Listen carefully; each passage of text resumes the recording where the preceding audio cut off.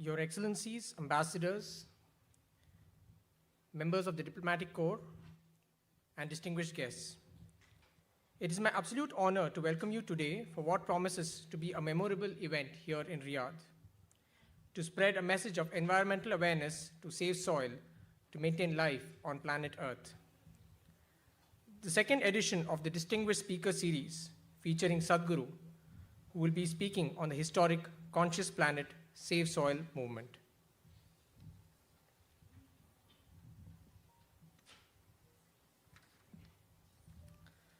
To begin today's proceedings, the Save Soil movement seeks to bring about a conscious response to impending soil extinction.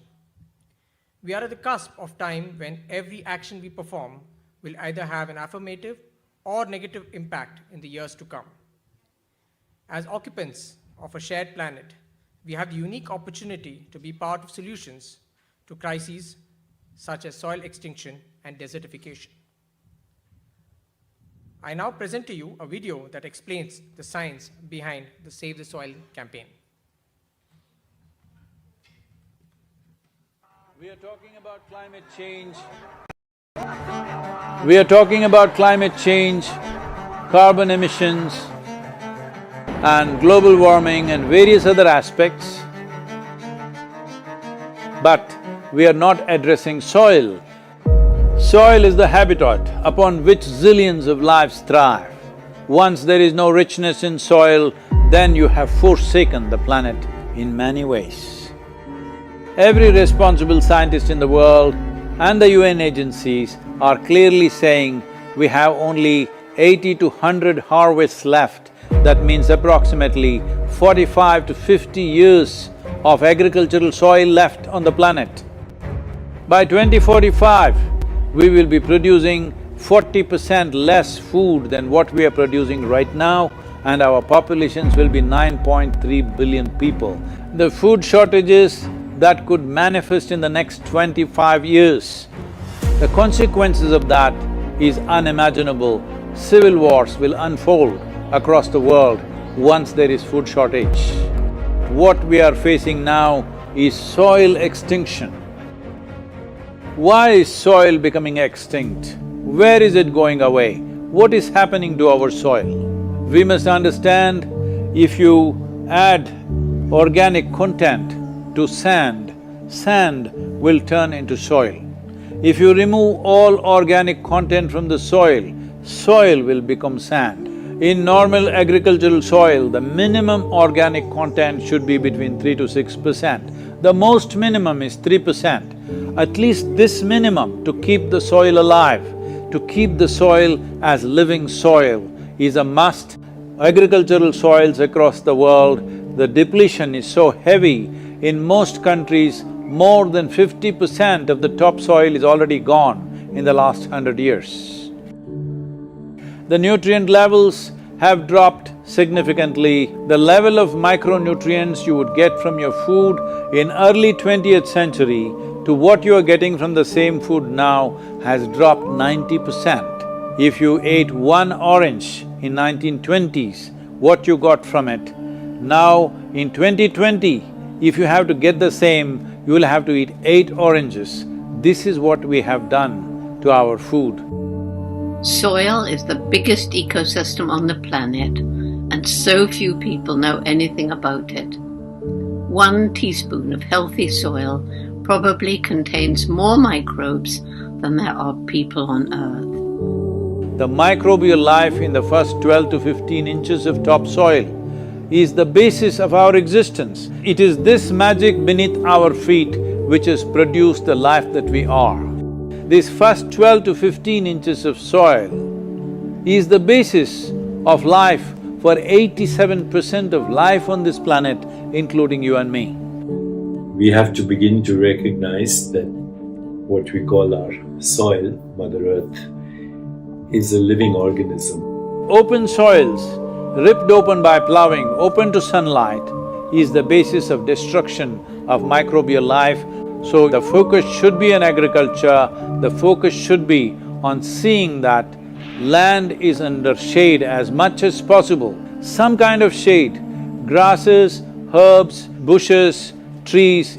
Conscious Planet is launching Save Soil movement to bring about a policy change to regenerate soil. As a part of this, I'm 65 and I'm riding 30,000 kilometers, a lone motorcycle journey, 30,000 kilometers across 24 nations to activate support from the citizenry to assure the governments long-term investments will be appreciated. So it's extremely important that soil regeneration is enshrined in the policy of every government on the planet. We must change the narrative on the planet that soil is a wealth, a legacy we have received from previous generations, and we have to pass it on as living soil for future generations. We are in a cusp of time. If you do the right things now, in the next 15 to 25 years, we can significantly turn this situation around and regenerate the soil. But if we allow this to progress like this for another 30 to 40 years, after 40 years if we attempt this, then it could take 150 to 200 years because that much loss of biodiversity would have happened. From 21st of March for 100 days, the whole world, every human being on the planet should talk soil. We must hear the word soil, save soil everywhere to see that the narrative on the planet changes towards the most vital aspect of our life, the soil. Each one of you should reach as many people as you can to make this happen. Many global leaders and influencers are already participating in the movement. Be a part of this and let us make it happen. From my part,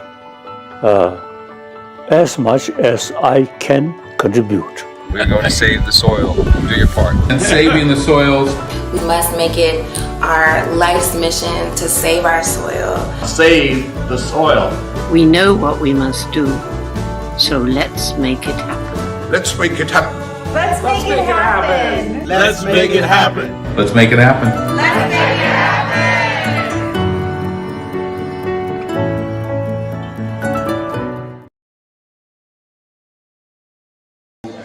Tremendous. Save soil, let's make it happen. Save the soil. We know what we must do, so let's make it happen. Let's make it happen. Let's make it happen. Let's make it happen.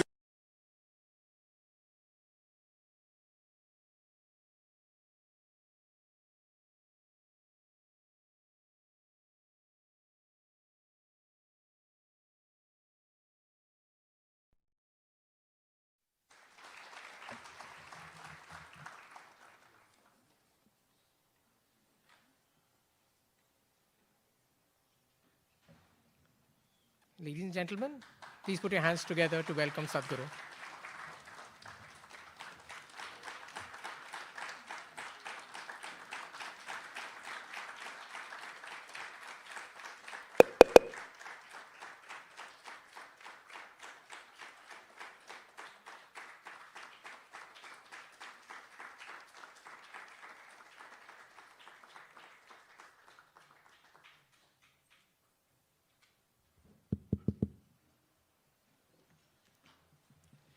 It is indeed my proud privilege to welcome our chief guest for the evening, Sadhguru, Honorable Charles d'Affaires, His Excellency N. Ram Prasad, distinguished guests, excellencies, ladies and gentlemen. The Save Soil campaign is an initiative, as you saw in the video, which is taken up single-handedly by Sadhguru to raise awareness of the process of desertification and the soil depletion that is really going to affect our lives in the future. To begin proceedings this evening, I welcome our very own Ms. Vasundhara Raturi from the Embassy of India, Riyadh family, who I'm sure will enthrall the audience with her golden and mellifluous voice. She's a versatile singer who has participated in many TV shows and has also won many awards. Please put your hands together for Ms. Vasundhara Raturi.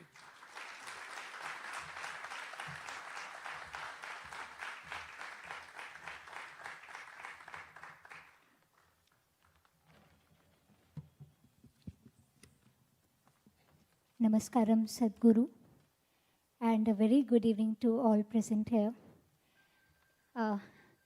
I feel extremely grateful from the bottom of my heart, and I would like to thank Isha Foundation and Embassy of India, Riyadh, from the core of my heart for giving me this wonderful opportunity to be able to perform something in the holy presence of Divine Sadhguru. I feel very, very privileged to be a small part of the greatly successful Save the Soil mission, which is being conducted by our beloved Sadhguru. So the first song that I wish to sing for today's event is titled Satyam Shivam Sundaram, and I hope you all enjoy. Thank you so much.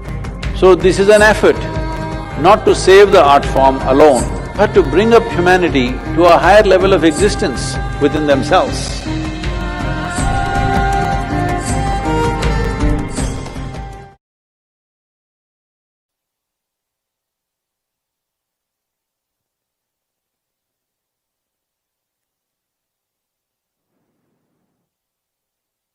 Namaskaram. One with a fierce heart of fire, draped in the rivers and oceans, with hair of open sky, and her body the ground beneath our feet. Mother Earth, our source and sustenance. Time is ticking away as we exploit this strong and gentle source of life to build our lives, our comfort, our luxuries. We have ignored her call, her plea. As her children, we suffer the consequences of our actions upon her. Time is ticking away. It's time to reinvigorate and celebrate the mother that has birthed us, fed us, and the one who will embrace us into her bosom in our death. O Mother, in celebration of your grandeur, in concern for your well-being, in love with all that you are to us, we dance in tune with your rhythm as we are only a part of you.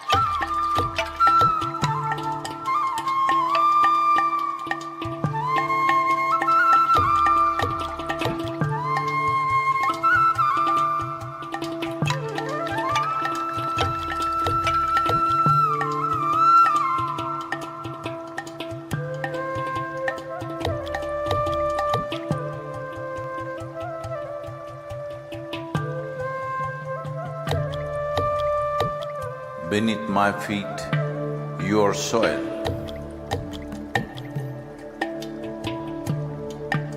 When you rise, you become a tree.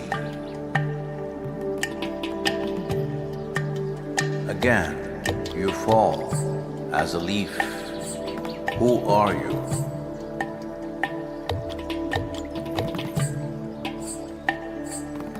You come up as a crop. You give me life as food.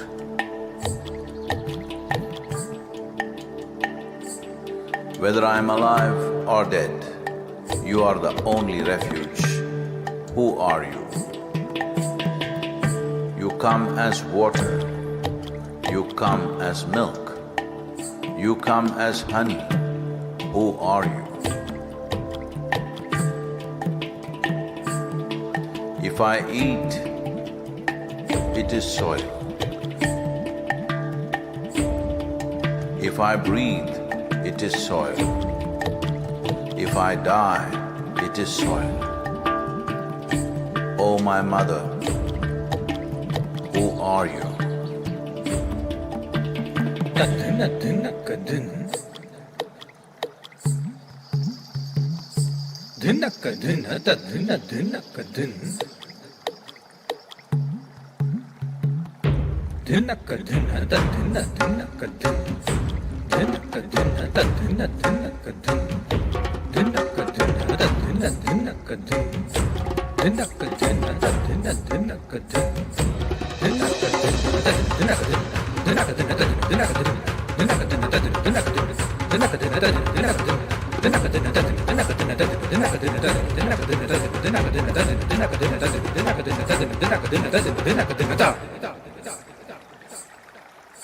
Soil.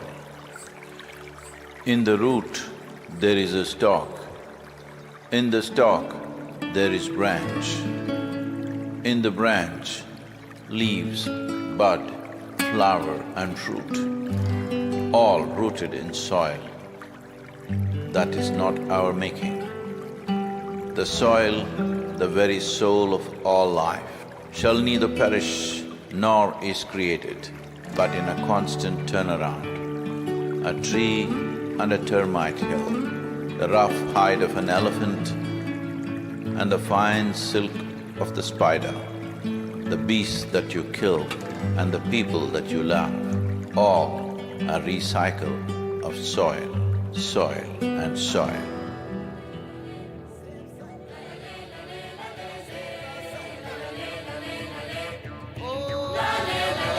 Soil body.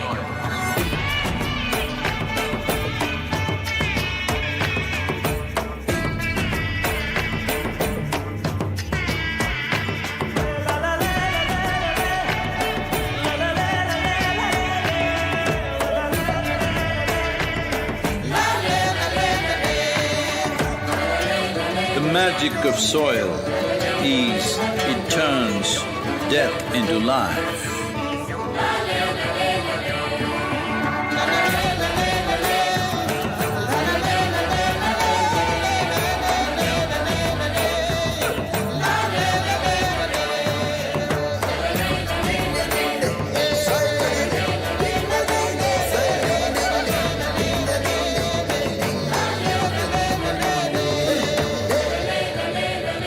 Depleted soils will not quench the fire of hunger. Unquenched hunger can burn the very world. This is a generational responsibility. Save soil. Let's make it happen.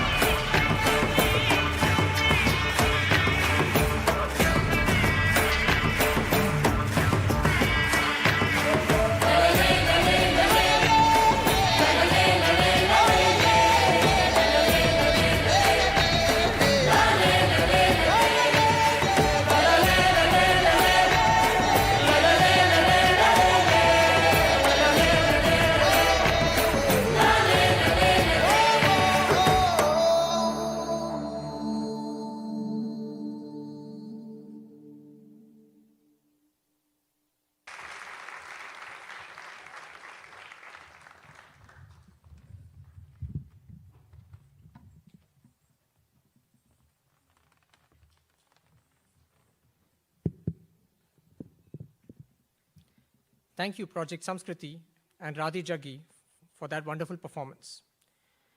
I'm sure the audience is spellbound by the intricacy and finesse of the dance, through which the artists are beseeching the world to unite for the Save Soil campaign. Sadhguru started his solo motorbike journey from London on 21st March, with a distance of 30,000 kilometers spanning across 27 countries, from the UK and Europe to the Middle East and then finally to India. Birmingham, London, Amsterdam, Berlin, Prague, Vienna, Ljubljana, Venice, Paris, Brussels, Cologne, Sofia, Bucharest, Istanbul, Tbilisi, Baku, Jordan, Tel Aviv, and Abidjan are the cities that have hosted Save Soil events so far. Today, the 12th of May at Riyadh, marks the 53rd day of Sadhguru's iconic 100-day journey across the world.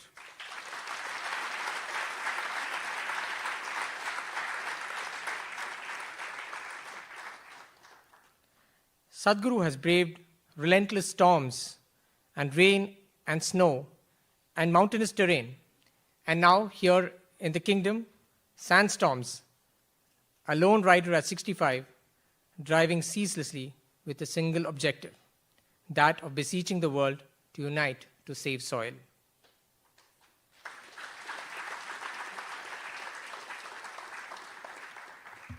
I now invite the audience to share some moments that the Save Soil movement which Sadhguru has experienced so far.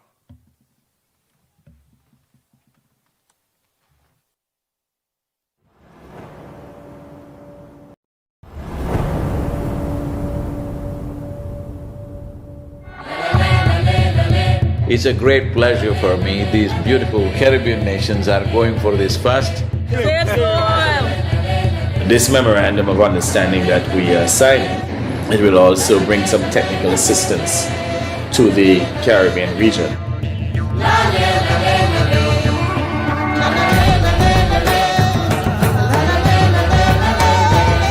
This is a historic moment because here is the first step to turn around.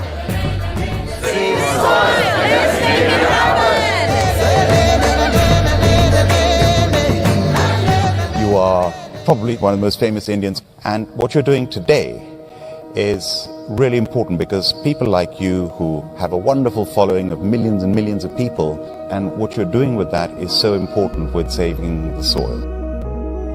If you want to say, I love you to your child, you must just say save soil, because it is a more committed way of saying I love you. Every single one of us needs to get behind this really, really important mission. It's an extraordinary campaign. It echoes what we in the Commonwealth have been aspiring to do for a number of years. Next 100 days from 21st of March, we want the whole world to talk about soil. It is not about the motorcycle, it's not about the journey, it's not about the song, it is about moving people on the planet. Make it happen, huh?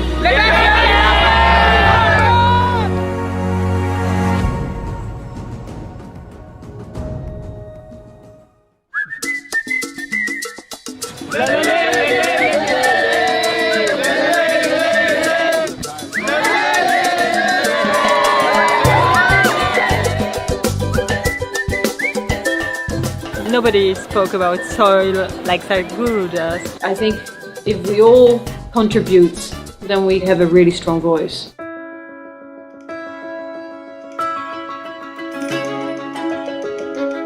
There has been so much excitement and everybody is so excited to hear Sadhguru.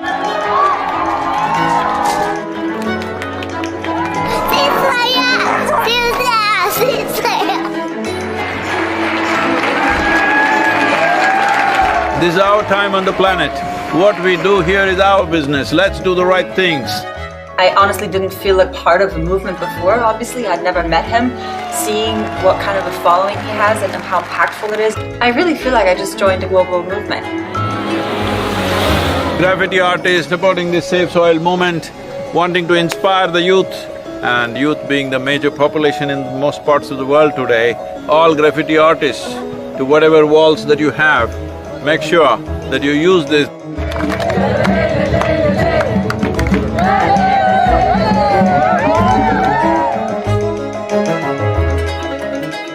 One of the most beautiful cities of Europe.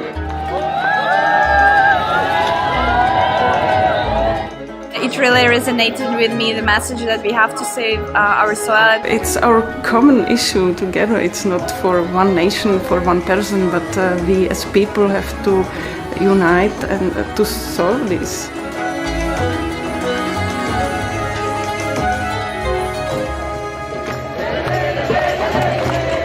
This is a celebration of human beings coming together to do what they need to do.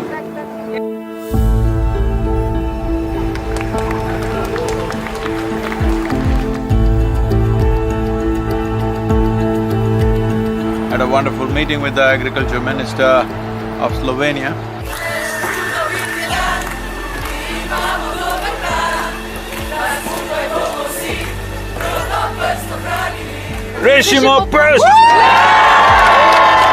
All of us have been part of this destruction.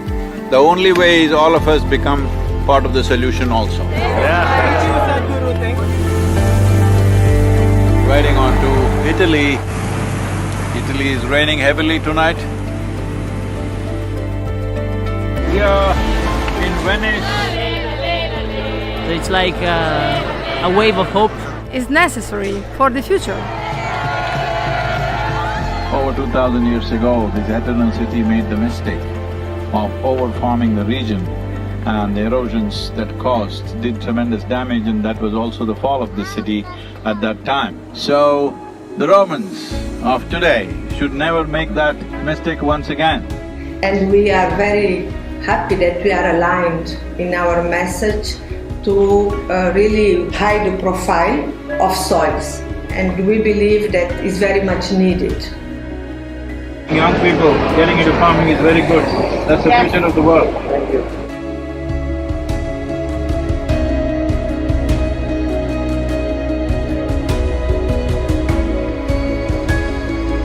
Here we are in Geneva. I think it's a message of urgency, but it's also a message of hope. So I would really like to thank Sadhguru for his leadership. The global movement led by him addresses the soil crisis by mobilizing people around the entire world. It touches your heart, you know, and his message is strong. This massive fountain in the Lake of Geneva is lit up for Save Soil today, with Save Soil colors of blue and green. You cannot stop this. The moment is on. It's going to be on till the policies are done. See, when people want it, it definitely will happen. There's no question about it. Tell me, will it happen? Huh?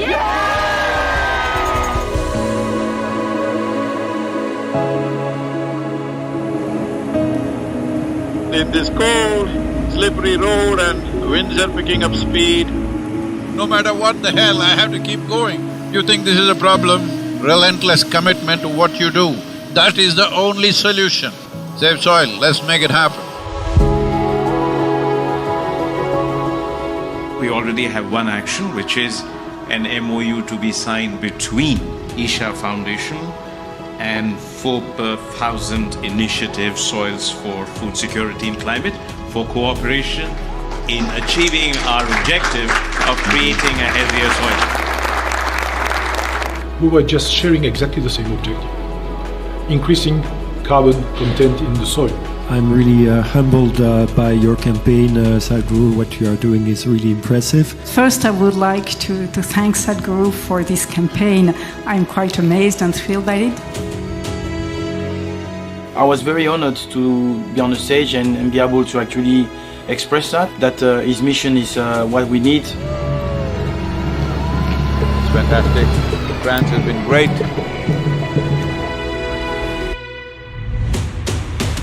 Well, Brussels. Let's put together and work on a common message for all to save a resource that determines our future. Save the soil. We should all stand up and make the most impact we can to create a real change in the world. Get the bottom! And then a smashing evening at the main event. And a super enthusiastic crowd committing themselves to make this happen. It's heartwarming to see everybody come together. Save soil on the move. Let's make it happen.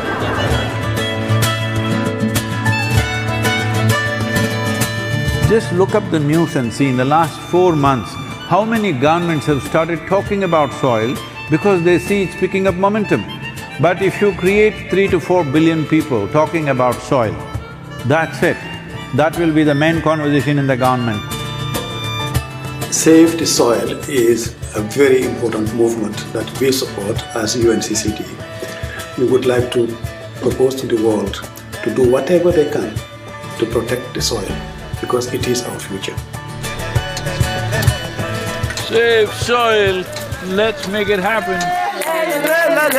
I need someone to show me the way.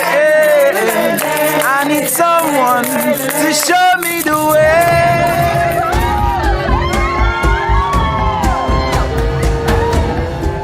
The Education Ministry in Germany has now come into the picture officially and asked all the children to do artwork to support Save Soil movement.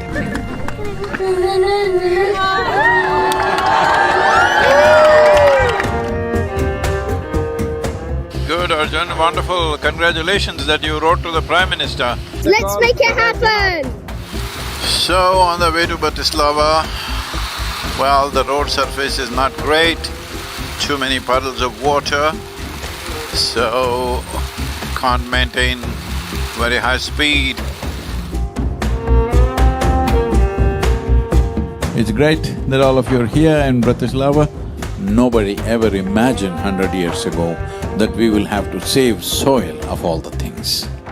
Thank you for coming to Slovakia. It's wonderful, and I'm very happy that with your campaign. Would you like to come in the kitchen and cook with me a little bit? Why not? Without soil being rich, food won't be rich. Without food being rich, our bodies will not be of full potential. What do you call it? It's a Sadhguru sir. Table 12. The old heroes always built something which stands up like this. But the new heroes are those people who will nurture the soil which always lies beneath our feet, never stands up.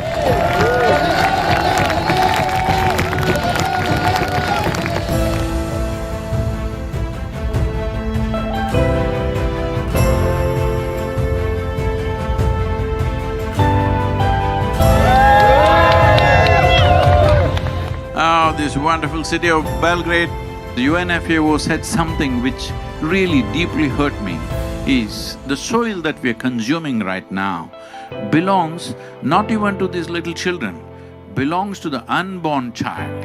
This is an expression of our love and responsibility for our own lives and the future lives. I love the message that he sent and how he broadened it, that it's everybody's responsibility.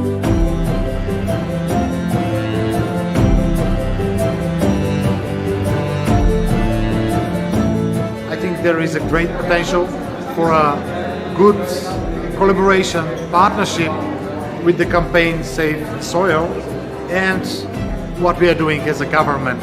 We can make it together.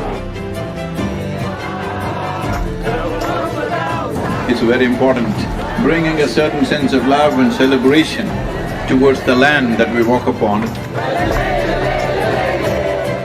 It's just after noon, but temperatures are around 2 degrees, morning it was below 0. Not a weather for motorcycle for sure. Going from Sofia to Bucharest.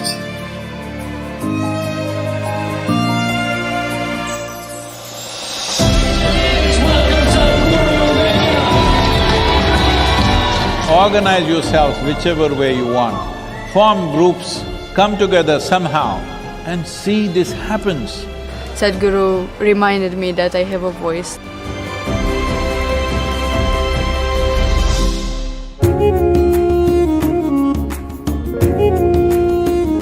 The people from promised them, we were really amazed by Sadhguru to appear, and they were just so happy to see him. This many people, if all of you are committed and you spend 15–20 minutes a day to enhance the message, I think I don't have to go on riding like crazy. Yesterday I rode 18 hours, can you believe this, through Bulgarian roads? His honest expression of his wisdom and love for humanity, I think.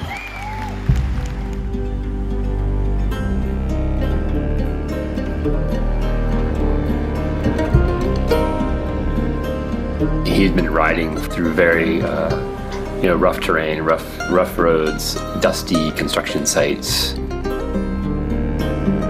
It was a long drive and we were getting a little late for the live event at Tbilisi.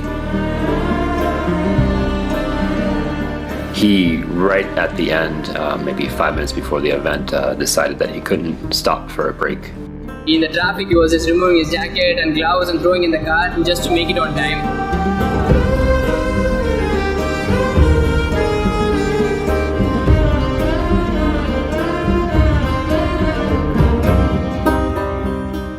The whole purpose of this moment is to bring this home, that when you walk up on the soil, you know it is the source of your life. Keeping it alive is the most important thing. Will you make it happen?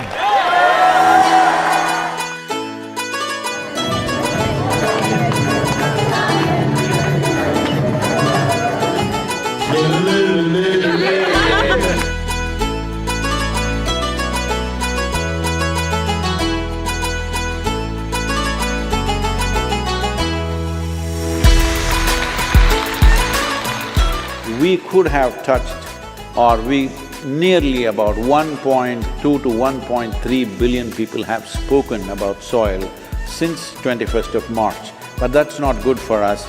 We want 3 to 4 billion people. It's a gift from God for the people, for the earth, for the soil. We must save the soil, we must plant the trees, we must replenish the forests, we must save our planet.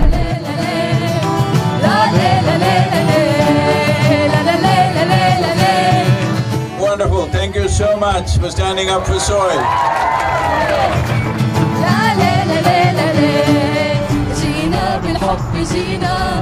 يا تربة الحبيبة وعدا منا وعهدا والعهد لن يخيبا. Right now, soil has turned into sand because we pulled out all the organic content.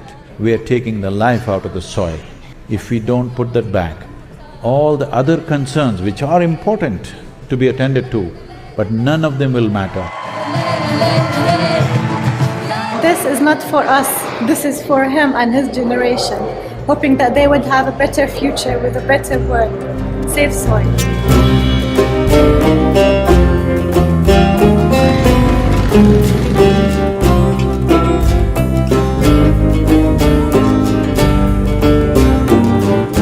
Well, it's very, I can tell you as a motorcycle driver, I also like motorcycles and it's not easy. This guy is devoted and this is what makes him so impressive and so he touches people.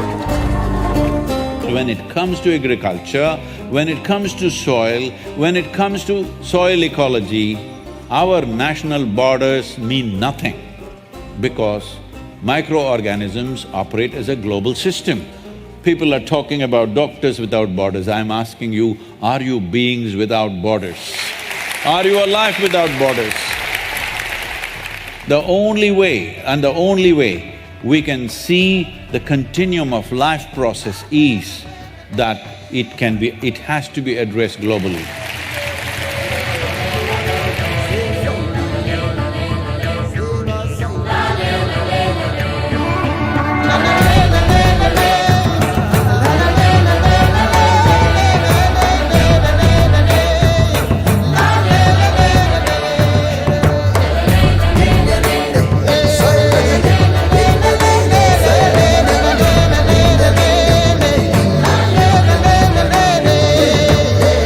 Implementation has to happen on the land, and land is not managed by scientists, land is managed by farmers. So it's extremely important.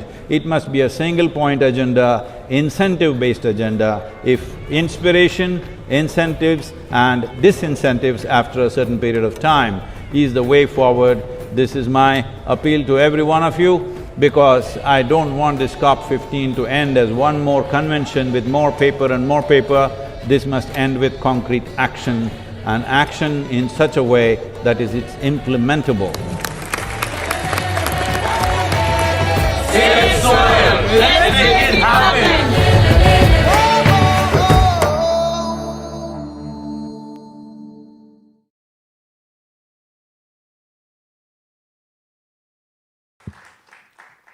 I'm sure that beautiful video made the audience feel like they have been part of Sadhguru's tumultuous, happy, and at times menacing journey, and how the world is dancing in rhythm to save soil.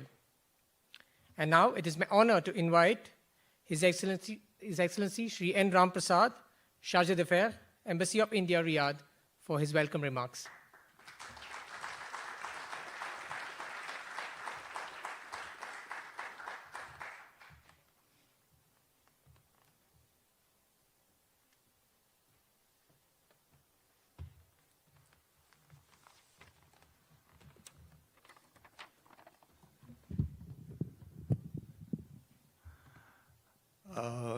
Respected Chief Guest Sadhguru, Excellencies, Ambassadors to the Kingdom of Saudi Arabia, members of the Diplomatic Corps, distinguished guests, ladies and gentlemen, namaskarams and good evening to everyone.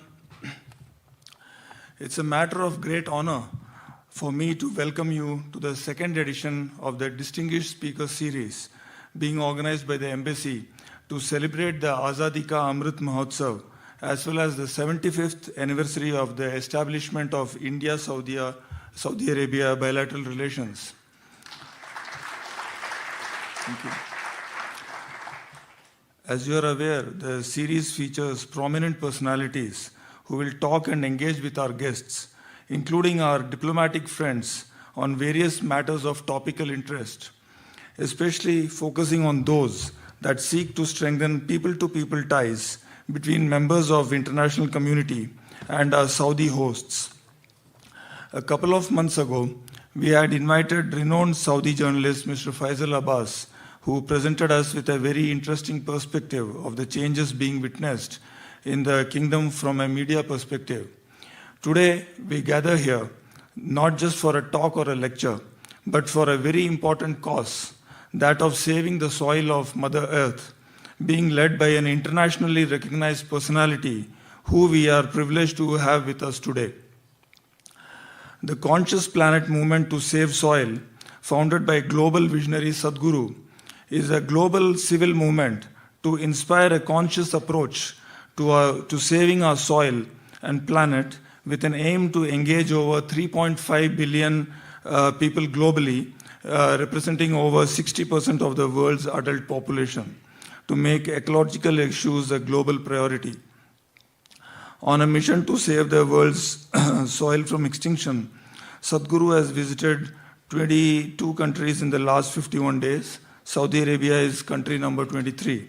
Most recently, he attended the COP15 in Côte d'Ivoire, where he addressed leaders from 197 nations on the topic of soil degradation.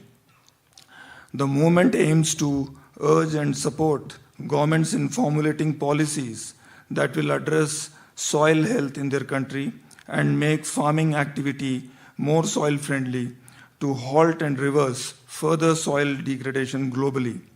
World leaders, influencers, artists, subject matter experts, farmers, spiritual leaders, NGOs are among those who have pledged their support to rekindle humanity's relationship with the soil. The Save Soil movement also has a resonance with Saudi Arabia. Sustainability is at the heart of the kingdom's Vision 2030.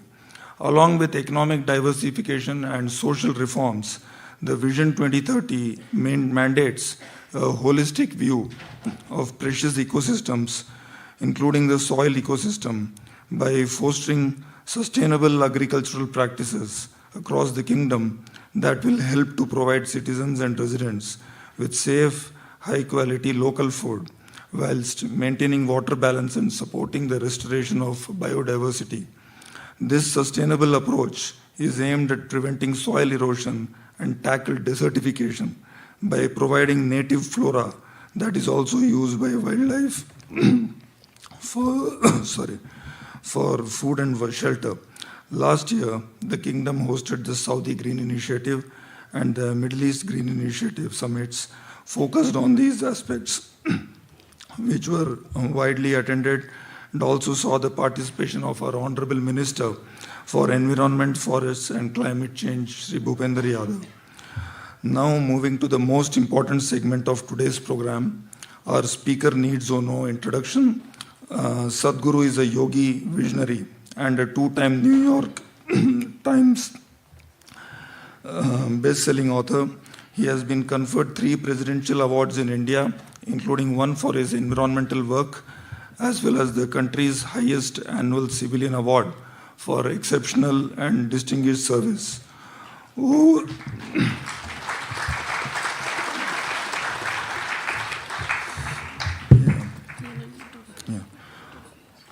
Over the years, Sadhguru has also launched large ecological initiatives that have created a blueprint for economic development that is ecologically sustainable.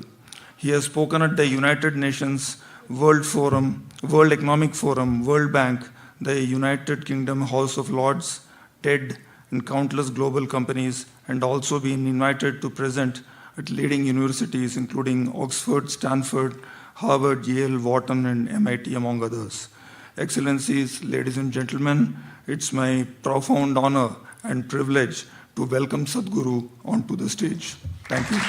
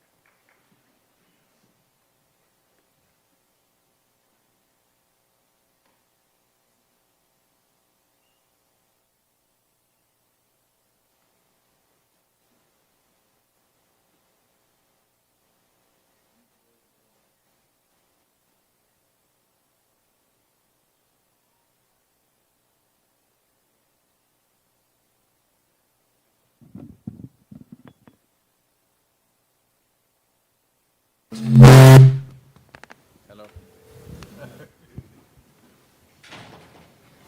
Who is managing the audio? Where are they?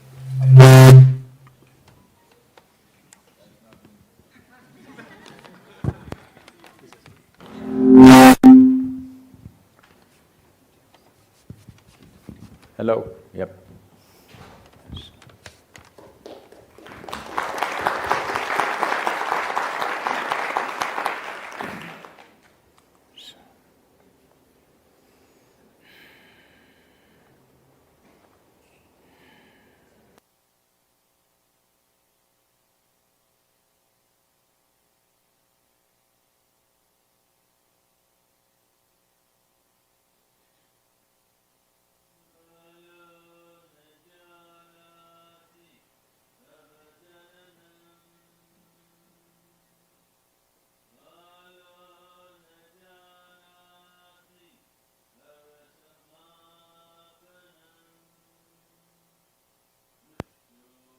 Maya tava mahakarah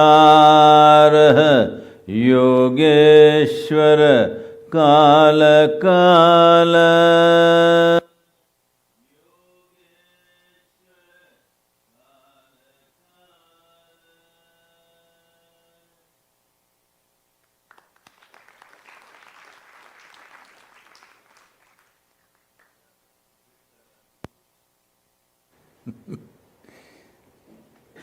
Namaskaram. Can you hear me?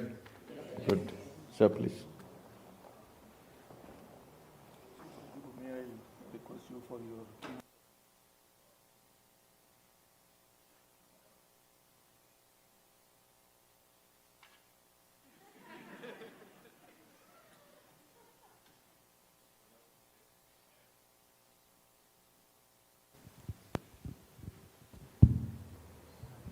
Namaskaram and good evening to all of you. Well,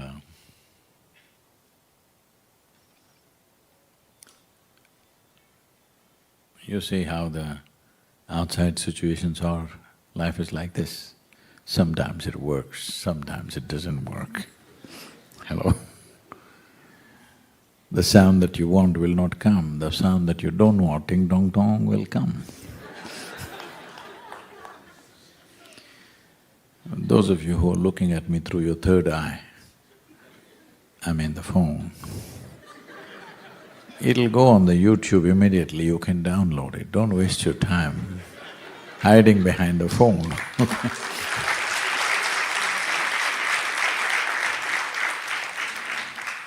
Well, just bear with me, yeah? I'm here just for one evening, you don't have to hide. Hello? It'll go on the… Sir, there's something called technology, it'll go on the web immediately, you can download it. Huh? What's that? That will also be yours, you can download it on your phone.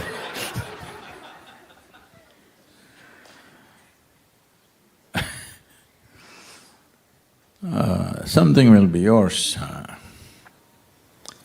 not if you keep it in your pocket. Something will become yours only when you absorb it and make it a part of yourself, isn't it? The body that you carry right now is yours, isn't it? Hello? But before you came here, if you'll keep the volume at one level, sir, please. Just leave it where it is, it's fine, thank you. Before you and me came here, countless number of people have walked this planet, isn't it? Where are they? All topsoil. Hello? This will also become topsoil, unless your friends choose to bury you real deep, fearing that you may rise from the dead, you know. This happened in Texas. There was a couple. It was their dream to go to the Holy Land, Jerusalem. But you know, they got married, few months of honeymoon, and then children came, 1, 2, 3, 4, 5. 10, 12 years gone, children had to go to school, 25 years gone. Then children had to go to college, 35 years gone. Then children got married, 40 years gone. Grandchildren came, 45 years gone. You know, this is happening with life. Many things that you wish to do get postponed and postponed and postponed because life situations absorb you. So after a long time, when they were over 75 years of age, they got an opportunity and they went to the Holy Land. They were overwhelmed. They walked the street that Jesus is supposed to have walked. They went to the place where he is supposed to have walked upon water. Jerusalem is that place where every cobblestone bleeds history. They were overwhelmed. Unfortunately, the wife had a heart attack and she died. That happens, you know. Then the man was preparing, the husband was preparing to transport her body back to Texas. Then the local people arrived. They came and said, see, your wife, she's done the right thing. She's died in the Holy Land, what better? What better place to die? She's done the right thing. And now, to transport her body back to Texas, it costs $18,000. And on top of it, local charges will be there for funeral and stuff. But because you're American and you're our friend, we will do the whole process for you here in the Holy Land just for $16,000. The man thought about it and then he said, no, I will take her back to Texas. Then they said, see, you have lost a wife who's been with you for so long. Huh? But don't worry about that, I'll send it to you. A wife who's lived with you for so long, you lost her and you're distressed. You're not able to think straight, you know. But because you're our friend, we'll give you a super discount, $12,000, let's do it. The man thought about it and said, no, I will take her back to Texas. They said, see, this is not right, but you're American and you're Texas. You're our dear friend. Oh, but you're so distraught because of your wife's death. We will give you the ultimate discount, $6,000, let's do it. The man thought about it and said, no, I'll take her back to Texas. Then they threw up their hands and, why? Why are you doing this? $18,000 for the flight and then all the local charges. Here we are offering for $6,000 and it's the Holy Land and you don't want to do it? The man said, in Texas, dead stay dead.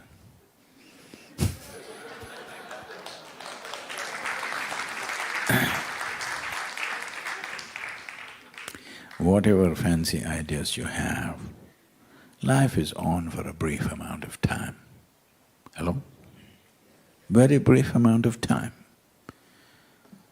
Right now, since you came and sat here, all of us are about an hour closer to our graves. Yes or no? If you learn some yoga, you can kick the can a little bit, but you cannot avoid it. Hello? Huh? I know some yoga teachers are promising you, my guru lived for 4,000 years. No, my guru died. I'm being honest with you. So, you can kick the can a little bit, but time is ticking away, isn't it? Hello? As you sit here, what is ticking away is not your watch. What is ticking away is your life. So what you call as life is just a combination of a certain amount of time and a certain amount of energy. There's nothing you can do about time. It's rolling away. Can you hold it? Can somebody put brakes on it? Can you rewind it, make it an yesterday today? Just going away. Well, there is something you can do about your life energies.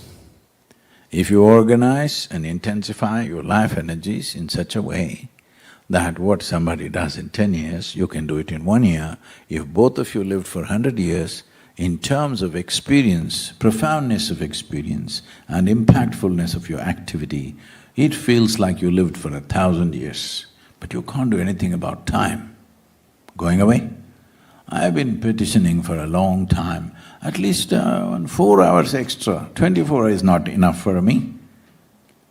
Dead silence. I petitioned many times, dead silence. No response, only 24 hours for you and for me and for anybody. Hello? And it's ticking away. If you were conscious that your life is ticking away, you would definitely organize yourself.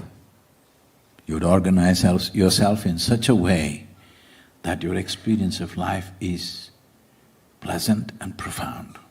Hello? But you think you're forever. Not that you think so, but you're unconscious that you're mortal most of the time. You're going about the business of life as if you're here forever. And before you know what's happening, it'll be over. Yes, it'll be over. Hello? Especially if you're very joyful, it'll be over very soon. Have you noticed? Because time is a very relative experience. Have you noticed on a given day you were very happy, 24 hours, poof, went off like that? Another day you're a little depressed. Oh, 24 hours feels like a year. So only miserable people can have a long life.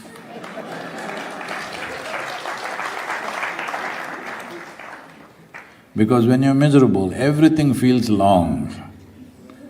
When you're blissed out, poof, poof, poof, go away. So I was in Tbilisi and sir?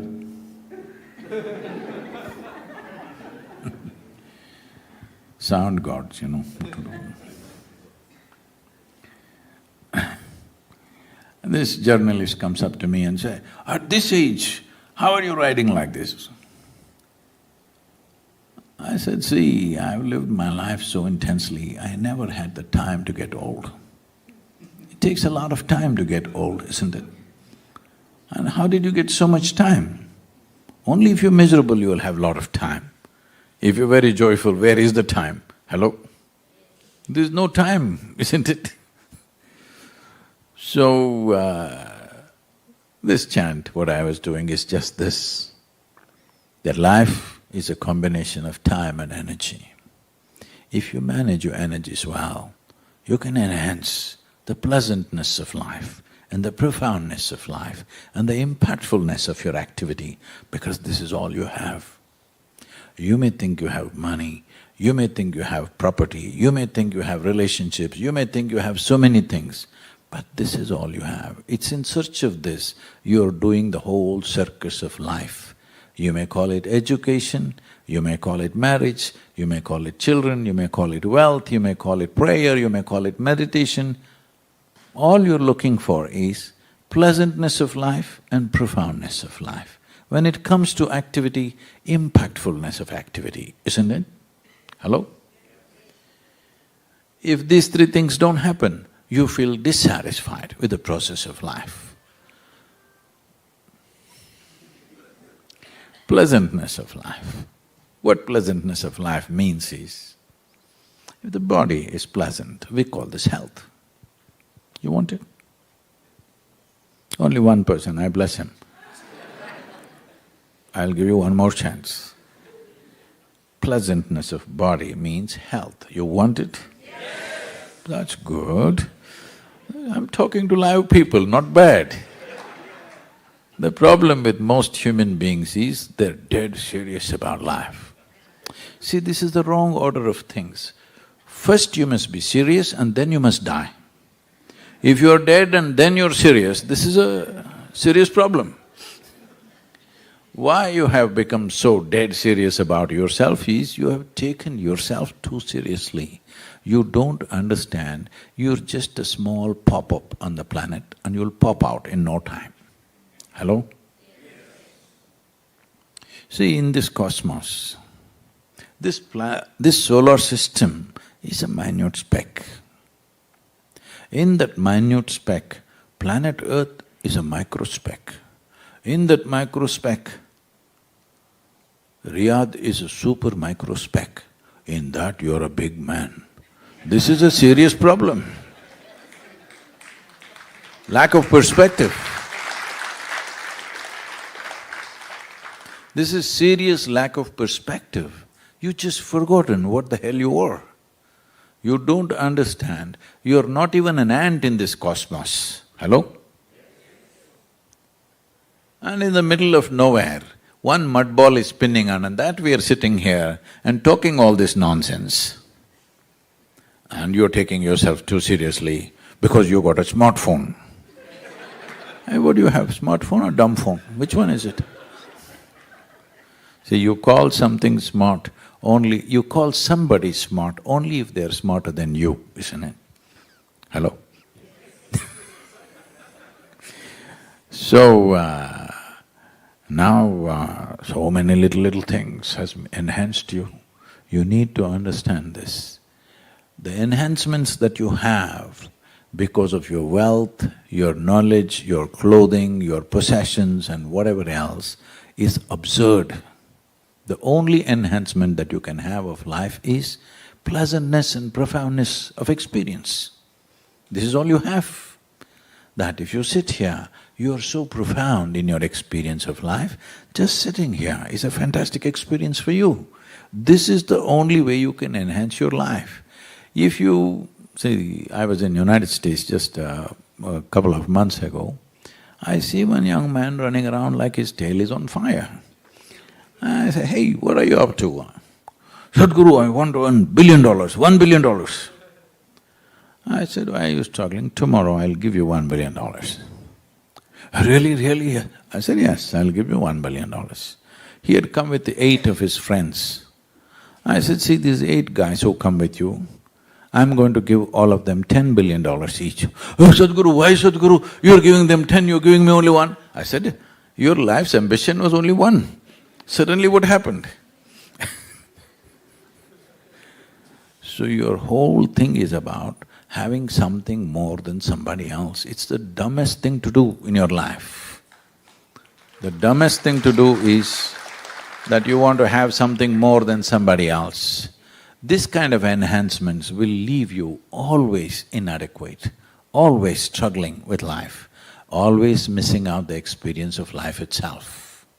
Because the only valuable thing you have with you is life. Hello? Have you been to a funeral? Not yours, I mean somebody's, yeah? You've been to some funeral? You know these guys, these dead people, perfect position, you know. Like, you go tell him, I have $1 billion for you. You tell him, I have a mountain of gold for you. You tell him, I have the most beautiful woman here waiting for you. Arey, he's not interested in anything. Have you seen this? Try and see if you want. Because once life is taken out of this, nothing means anything, all right? But when life is on, accept that you're doing everything. Right now, the fundamental problem is this, that people have misunderstood their psychological drama to be life process. They're misunderstanding psychological drama as existential reality. This happened. Can I tell you a joke? Hello? This happened. On a certain day, a lady went to sleep. In her sleep, she had a dream. In her dream, she saw a hunk of a man standing there, staring at her. Then he was coming closer and closer and closer and closer. He came so close, she could even feel his breath. And she trembled, not in fear. Then she asked, what will you do to me? The man said, well, lady, it's your dream. What's happening in your head is your dream. You're just not able to manage your dream properly. Hello? This is all the problem is. If right now, if your thought and emotion is happening just the way you want, would you be joyful? However the people around you are, your thought and emotion is happening the way you want, would you be joyful? If this much… was a little voice, big yes, huh? That's fine. So, see, you cannot manage the world exactly the way you want it. You thought you married the exact person that you wanted.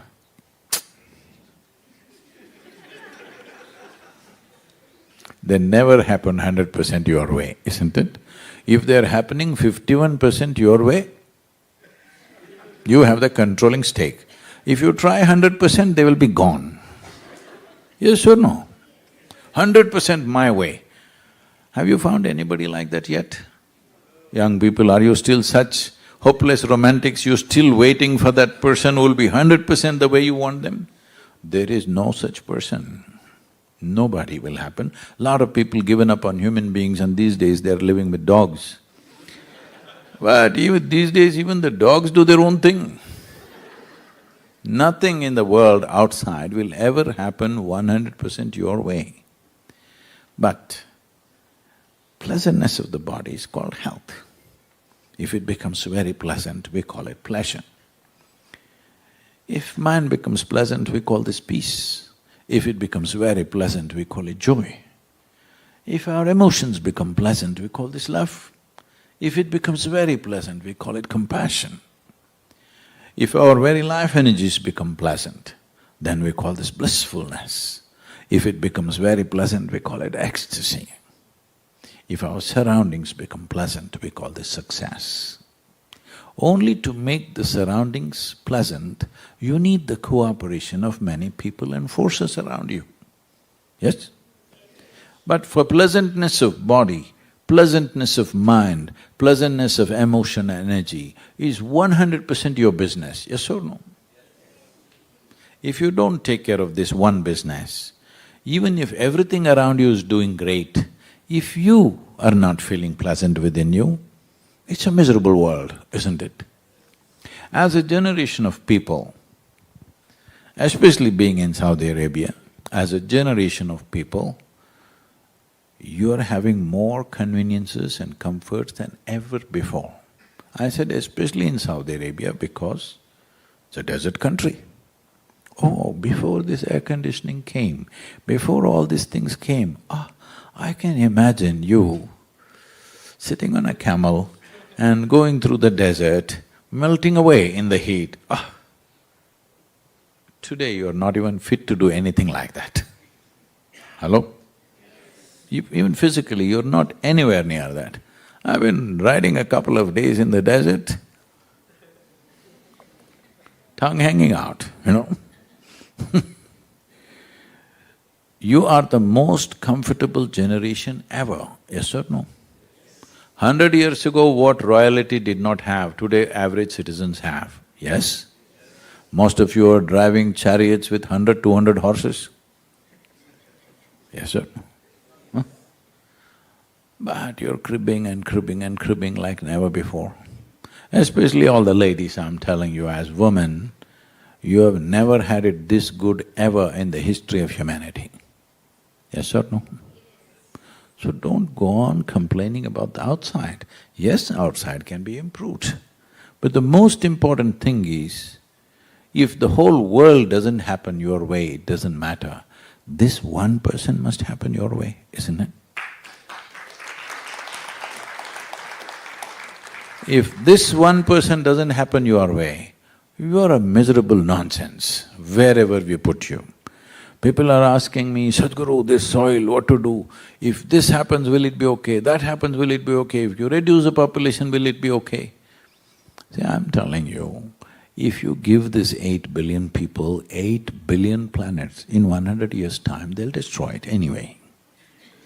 Because they're going in the wrong direction. When I say wrong direction, it once happened, there was a potato farmer, a very good potato farmer. One day he felt like eating apples. He went to the apple tree. Should I make it a date tree or you can understand? An apple tree. He went to the right tree, but out of sheer habit, he started digging the earth for apples. When he found no apples, he became very furious and dug furiously. After some time, the tree came down upon him. This is the story of the human beings right now. If you want to know happiness or you want to know misery, it's your choice. I'm not even saying you must be happy. It's your choice. If you want to be joyful or miserable, it can only happen within you, isn't it so? Hello? Did it ever happen here? No, people are telling you love is in the air, that's why I'm checking. Whether it is love or hate, joy or misery, agony or ecstasy, pain or pleasure, happen only within you, isn't it so? Even if… do you see me at least? Hello?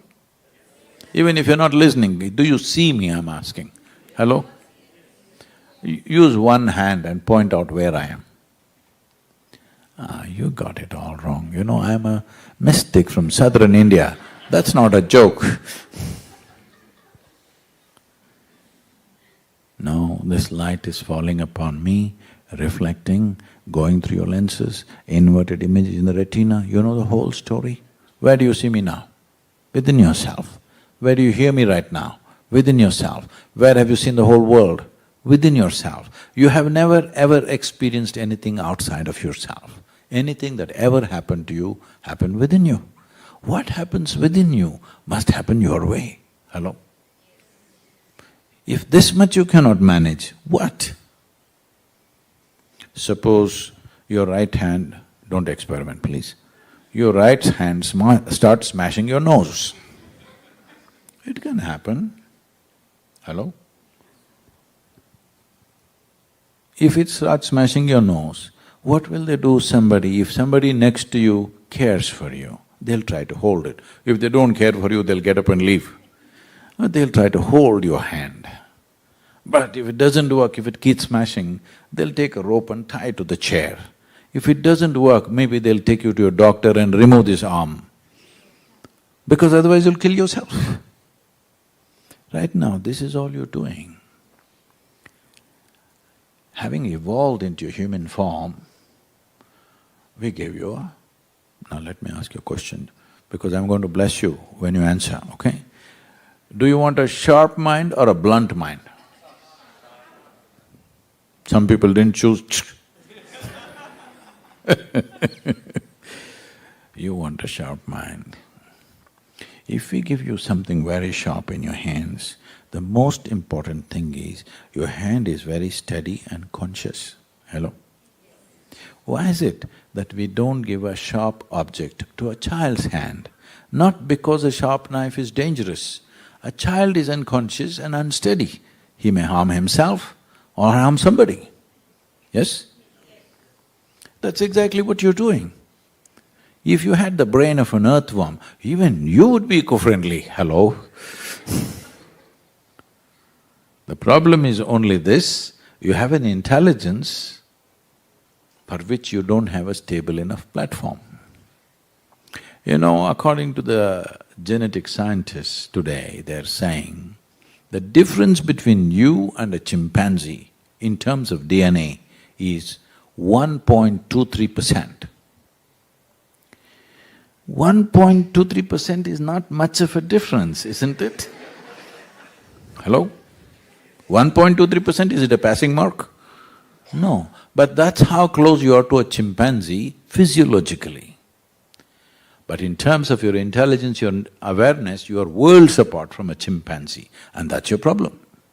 You have an intelligence for which you don't have a stable enough base. Now this intelligence itself hurts. If we remove half your brain, you would be peaceful. Hello?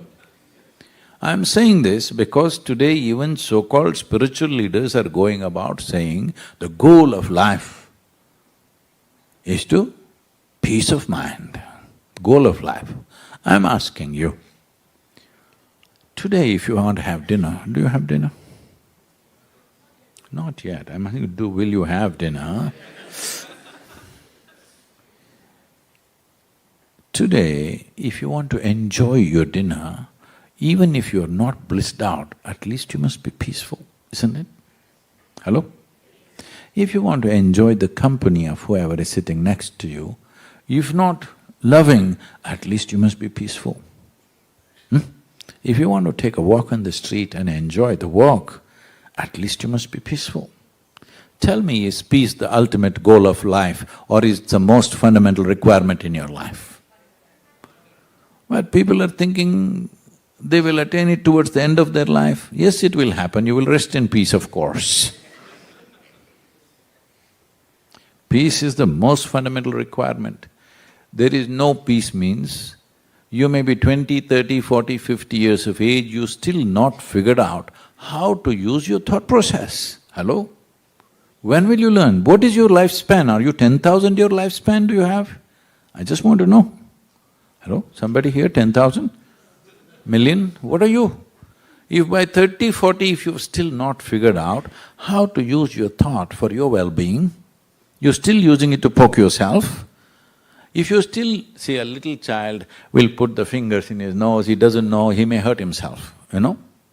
Hello? So you tell him, no, this is not the way, don't put the finger there, it'll hurt. Otherwise he will hurt himself, because he's still a baby. But I am asking, when will you learn, at least you know how to use your fingers? When will you learn how to use your thought and emotion to make this life pleasant and wonderful? Hello, when? 30 is okay? 50? 60? When? Or you'll rest in peace. I'm saying it's time to address this, isn't it? Hello? Because this is all you have. You're alive, and that's the most significant thing. You're alive, that's the most significant thing. Everything else is secondary, isn't it so? Hello? Just everything is secondary. Right now, that basic ability to be alive on this planet has come to us because of the soil and the life beneath our feet. When I say because of soil and life beneath our feet, in the last 2 years I met so many agricultural ministries across the world, and I find 85% of the nations still see soil as an inert substance that they can fix by putting a chemical or taking out a chemical. Soil is a resource, because why resource means it's feeding us. All of us have fed upon our mother's breast. Do we call her a resource, or is she a source of our life? Hello? Hello? She's a source of our life, isn't it? The moment you call her a resource, you have lost it. Yes or no? You have lost your basic humanity. The moment you call your mother a resource, you have lost it or no? The moment you call soil a resource, you have lost it too, because she is the mother of your mother.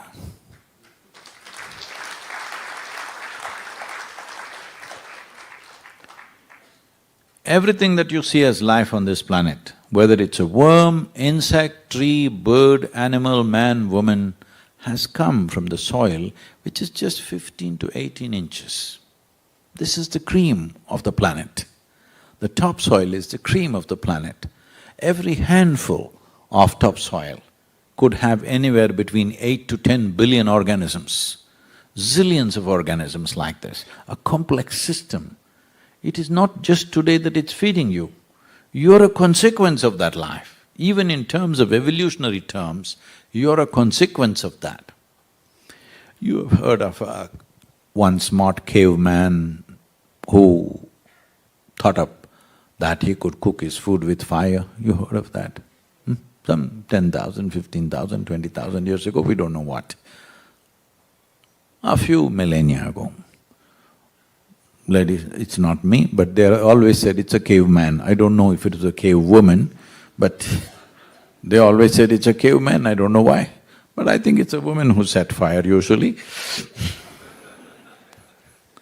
So we don't know whether it's a man or a woman.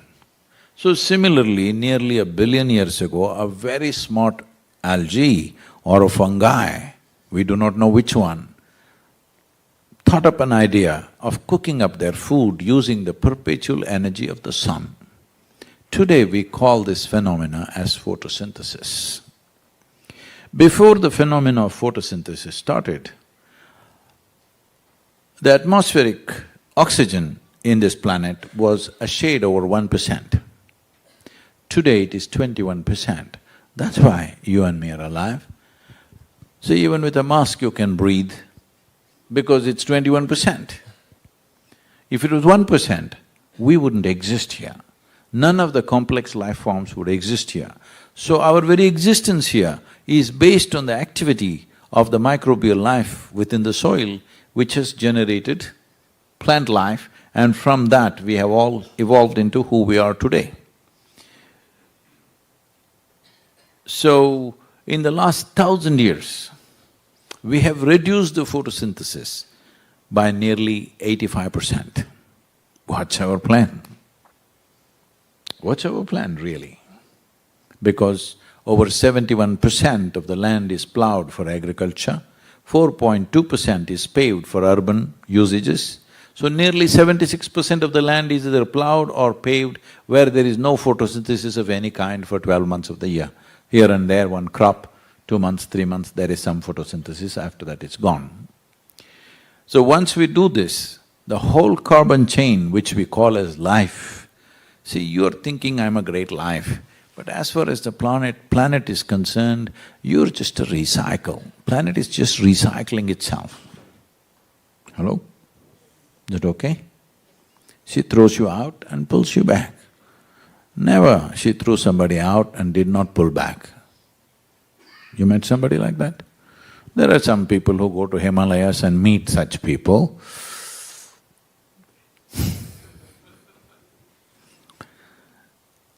But it's not going to happen to you, so don't think on those lines. You pop out and you pop back into the earth. We come from that, we thrive off that, when we are done, we go back to that.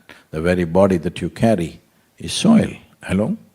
60% of your body is microbial life. Only 40% is genetic material from your parentage, hello? 60% is majority, isn't it, in a democratic society? I was in I think it was in Sofia. That one little girl, a 8-year-old girl, comes to me and says, Sadhguru, I want to support Save Soil, I want to do music, I want to do this, but my mother is not letting me do it. I said, you tell your mother she's only 20%.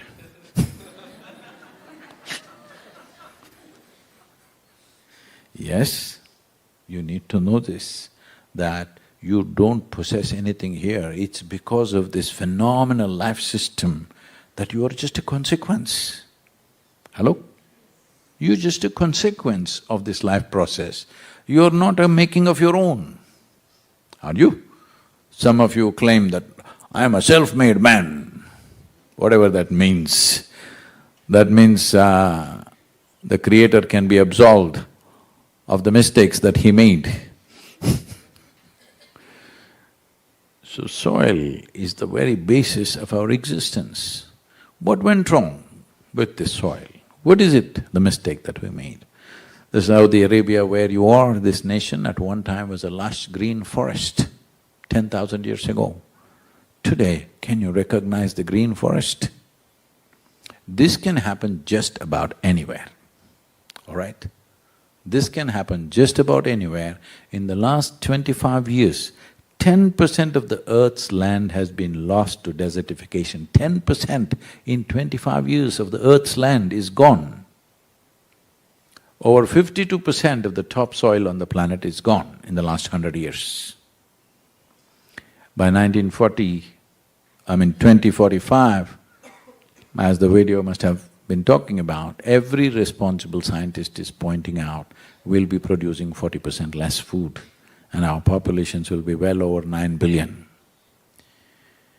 By 2032, 3.5 billion people will be water stressed and 1.2 billion people will be migrating on the planet. Forced, unplanned migrations bring enormous suffering to human beings. Especially, the worst of the suffering is always for the women and children. When forced migrations happen, the worst kind of suffering and worst kind of exploitation happens to always women and children. If you don't understand what I'm saying, you should go and see in some of the towns in southern Europe what's happening to the African girls out there. It's unspeakable. Because they land up in a place where they don't know the language, they don't know how to transact, they don't have skills to survive in that society. It's terrible. 1.2 billion people when they move, it's a massive disaster on the planet. So this is what we are looking at right now. This is not one person saying it, every UN agency is saying the same thing. Every top scientist in the world is saying the same thing. But I have been talking about it for 30 years and people say, this is fantastic, Sadhguru, great Sadhguru, it's really nice, and they go to sleep. So I'm 65, I thought I need to do something to wake them up. The only thing you can do is put yourself to risk, then at least somebody wakes up. Now, after the COP15, the metrics, social media metrics are saying that we could have touched over 2 billion people since March 21st. 2 billion people are talking about soil on the planet, we want 4 billion people to talk. We want 4 billion people to talk because that is over 60% of the adult population. Why this is needed is, see, most countries are democratically elected governments, all right, in the world. Most nations are in that form of governance. Democracy means you give a mandate for a government for 4 to 5 years. Suppose any one of you, I'm saying, if you were the president or prime minister of a nation for 4 years or 5 years, would you focus on doing something which will produce result in that period, or would you focus on doing something which will produce results in 15 or 20 years' time? Please tell me honestly. You would focus on the term, isn't it? That's what every government is doing. Because without people's mandate, governments cannot really work, whether it's democracy or monarchy or whatever. Unless people really want it, doing it is difficult because it needs long-term planning, investment, focus.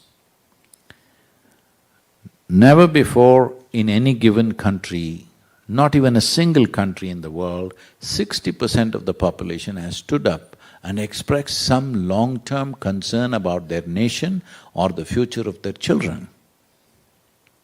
Only in tea parties, dinner parties, they talk like it's entertainment and go home and sleep on it.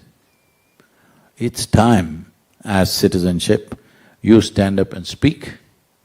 It's important because this is the first time in the history of humanity we have the necessary tools and technology that we can sit here and talk to the entire world. Never before this was possible. Many great beings have come, when they spoke hardly 10 people could hear them, isn't it? This is the first time you can sit in your home and talk to the entire world. When this kind of capability is there and you have somebody in your pocket who is smarter than you, hello? It's a it's a tremendous thing, you have somebody who is smarter than you in your pocket. Wow! Fantastic, isn't it? So when you have somebody like this with you, you must ignite the world with your intention, otherwise these things won't happen. So this is the opportunity we have. Either we can be that generation which turn back from the brink of a disaster, because if you act now, in the next 10 to 15 years, a significant turnaround is possible. On an average, according to UNFAO, the loss of species on the planet is about 27,000 species per year. Yes, you heard it right. 27,000 species, not organisms, per year are going extinct.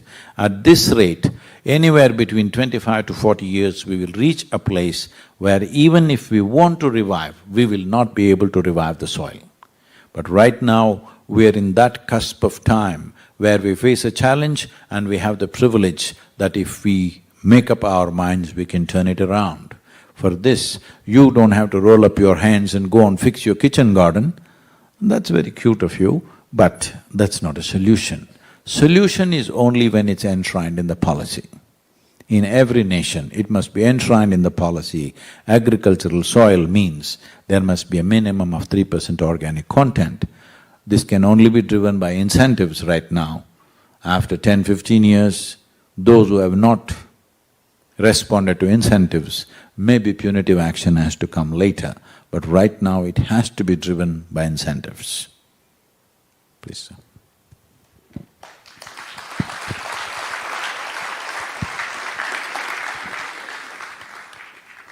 Thank you very much, Sadhguru, for your most thought-provoking and enlightening keynote address. Moving forward in this interactive session, if I may be permitted to ask a few lead questions, after which we'll throw the floor open for the audience. So, my first question, Sadhguru, is that everybody knows you as a renowned yogi, author, and also a spiritual guru. In your book on inner engineering, you have focused on self-transformation.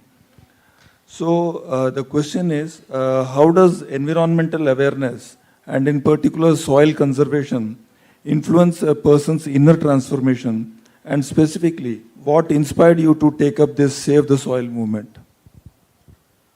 I'm not inspired by anything. I'm just lazy. Because there's so much to be done, I do it. Otherwise, by myself, I'm made like this. If I close my eyes, I'm done with life. If I close my eyes, I don't have to open it till I fall dead, I'm made like that. Activity is only as per the need of the situations around me. So there is no inspiration, there is a need, a severe, serious need. So, about inner transformation, don't give it all these big names. I'm asking you, if you are given a choice, would you like to be blissful or miserable? You must choose, I'm going to bless you. Blissful. Some of you didn't choose, I bless you. What you want for your neighbor sometimes may be debatable. What you want for yourself is 100% clear. Highest level of pleasantness of body, mind, emotion, energy. You want to be in the highest level of pleasantness, yes or no? Why such a simple desire you cannot fulfill? In the world, if you want something, there are so many obstacles, there are so many issues, it depends on the times in which we exist, what sort of people are around us, what kind of situations we are in. There are 1,000 issues outside. All of them may not fall together. But what is within you, why is it? Hello, I'm just trying to understand this because in this body, are you only one person or there are many? Hello? I'm just checking. Only one? You're an individual. So if you're an individual and you want to be blissful, who the hell is stopping, I'm asking? No, Sadhguru, you don't know my wife, she's like this, my husband is like that, my mother-in-law like this, my boss like that. People come to me and say, Sadhguru, it's unbearable, my wife, she's giving me so much trouble, so much stress she gives me. Oh, my husband, he's impossible. My mother-in-law, oh, she's not even human. My boss, like this. Then I tell them, say, don't worry, you come here to the yoga center, I'll give you a nice place to live, good food to eat, no husband, no wife, no mother-in-law, no boss, just you. And we'll take care of you. You don't have to do anything. Just be joyful, that's all. Once in a way, I'll make a random check on you. If you're not joyful, if you're miserable, then I don't believe in feeding misery. Hello? If you're joyful, we'll take care of you for the rest of your life. Oh, 2 days later, I see them, they're all twisted out. What happened? No mother-in-law, no wife, no husband, what happened? No, nobody, Sadhguru, I'm missing them, Sadhguru. See, when you're alone, if you're miserable, you're obviously in bad company, isn't it? Hello? If you're with me and you're miserable, you can blame it on me. Oh, because of Sadhguru I'm miserable. But you're by yourself and miserable, you're in bad company. Definitely it needs to be fixed, because you have to live with this stupid person for the rest of your life. Others may come and go. Hello? Others may come and go. With this one person you have to live, isn't it? If this person is a bad company, then life is terrible. So don't give all kinds of big names, self-realization, transformation, enlightenment. I'm asking you, at least your psychological drama. Your world drama may not happen your way. Your psychological drama must happen your way, isn't it? Huh? If that is not happening your way, it simply means you're such a bad director of your own drama. Your thoughts and emotions are made up by you, isn't it? Hello? Why can't you make it up the way you want it? No, but they're all the way they are. You should be the way you want, isn't it? If you are the way you want, you can turn a few people around you also the way you want. If you can't make this one the way you want, can you ever make this one the way you want? Hello? Is there any hope for you? If you can't be the way you want to be, can you make your husband, wife, mother-in-law, enemy, neighbor, anybody the way you want? Do you believe that? At least this one person must be the way you want. So don't give big names to it. This is a silly problem, super silly problem as far as I'm concerned. Hello? Hello? So that's all, don't be silly. You have a smart friend in your pocket. Thank you, Sadhguru. My next question, as we are in Saudi Arabia, we are also aware of the massive transformation that is taking place in the kingdom under the Vision 2030 program laid out by the country's dynamic leadership. Sustainability and environmental conservation finds a prominent mention. This is also linked to the kingdom, despite being one of the world's largest oil producers and exporters, actively diversifying into renewable and sustainable forms of energy. As the Gulf in general forms an important part of your journey, what message do you have for the region in general and for the kingdom in particular? Say, the Saudi Arabia as a kingdom, in right now producing around 54% of the food that you eat is produced in the country, which is phenomenal.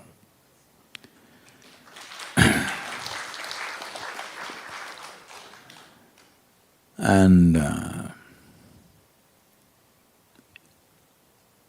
when the rest of the world is busy converting fertile lands into deserts, here, since 1970s, converting deserts into fertile lands has been quietly happening.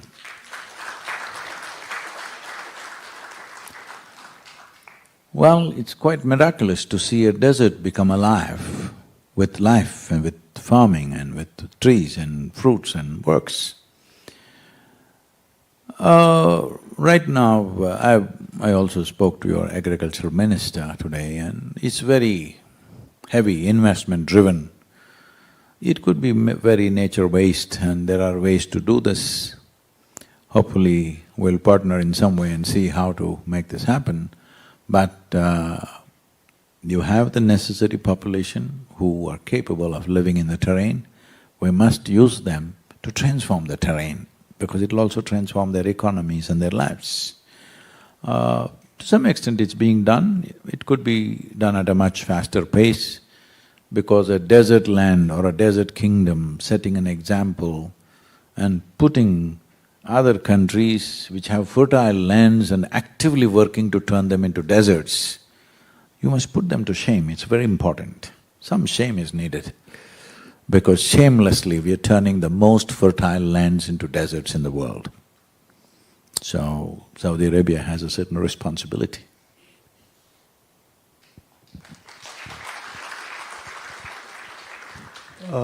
Thank you, Sadhguru.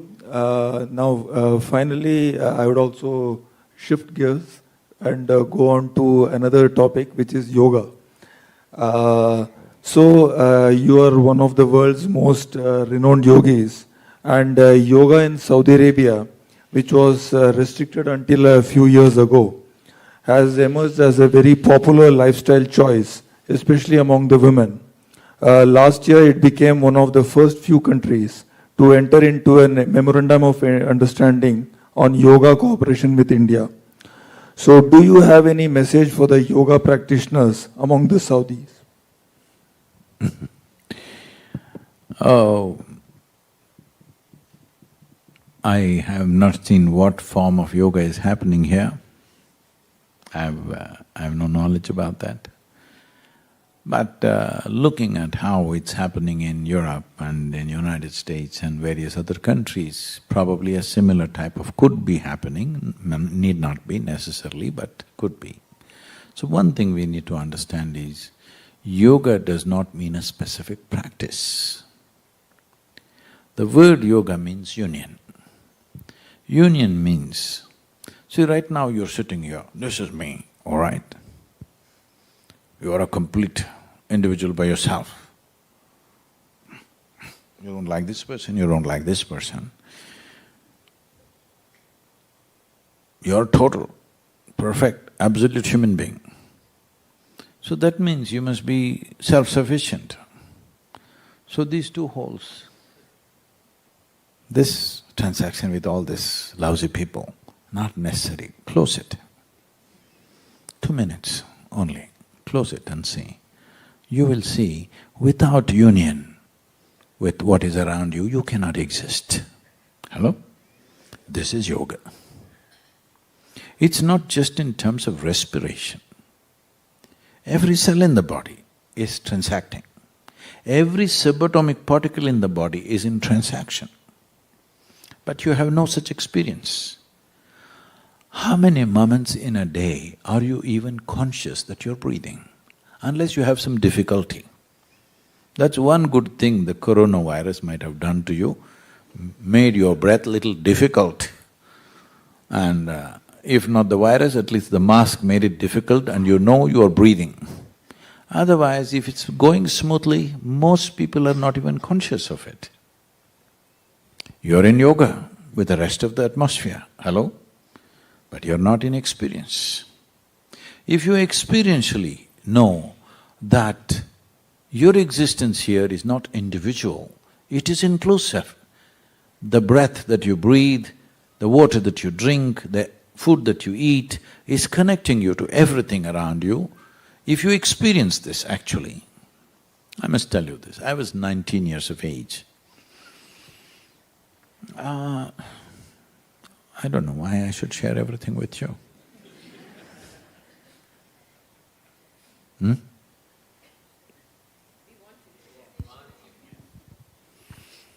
I was 19 years of age. By then, right from my childhood, I was super active with many things. Except school, everything else I was active. Even in school I was active, but it was not education. So many things. So I'm always hungry. In my home, I eat, there are 3 other siblings and parents. Those 5 people, how much they eat, I eat that much individually. But I never put on an ounce of weight. I always remained very slim because activity was so much. So food was important because how much ever I eat, within 2 hours I'm super hungry always. So when I'm in this condition, you tend to eat without actually respecting the food that you eat, because you want it to go in quickly. So one day, I put a morsel of food in my mouth and I just… for some reason, I just closed my eyes. This food just exploded in my mouth. Because right here, something that was not me was becoming a part of me, right here. See, every day it's happening to you. What was soil becomes food. What is food on your plate? Now you think, this is my food, you eat it and then it becomes me, isn't it? Hello? Whatever you have eaten has become this. So that whole process just exploded in my mouth. As I was just little chewed upon it, the whole thing just blew me up. I was just experiencing something that's not me entering and becoming a part of me in such a big way. And my whole attitude towards food changed completely. Completely means it's not attitude without bowing down to the food. I can never touch the food, just like that wantonly. Because you're always in union, this is yoga. But you're not conscious of it. The air that you breathe, the water that you drink, the food that you eat, the land that you walk upon, you're one with it. Most people will get it only when you bury them. When you're buried, you'll get it, right? Hello? You are one with everything. If you get it when you're alive, that means you're in yoga. Experientially, not intellectually.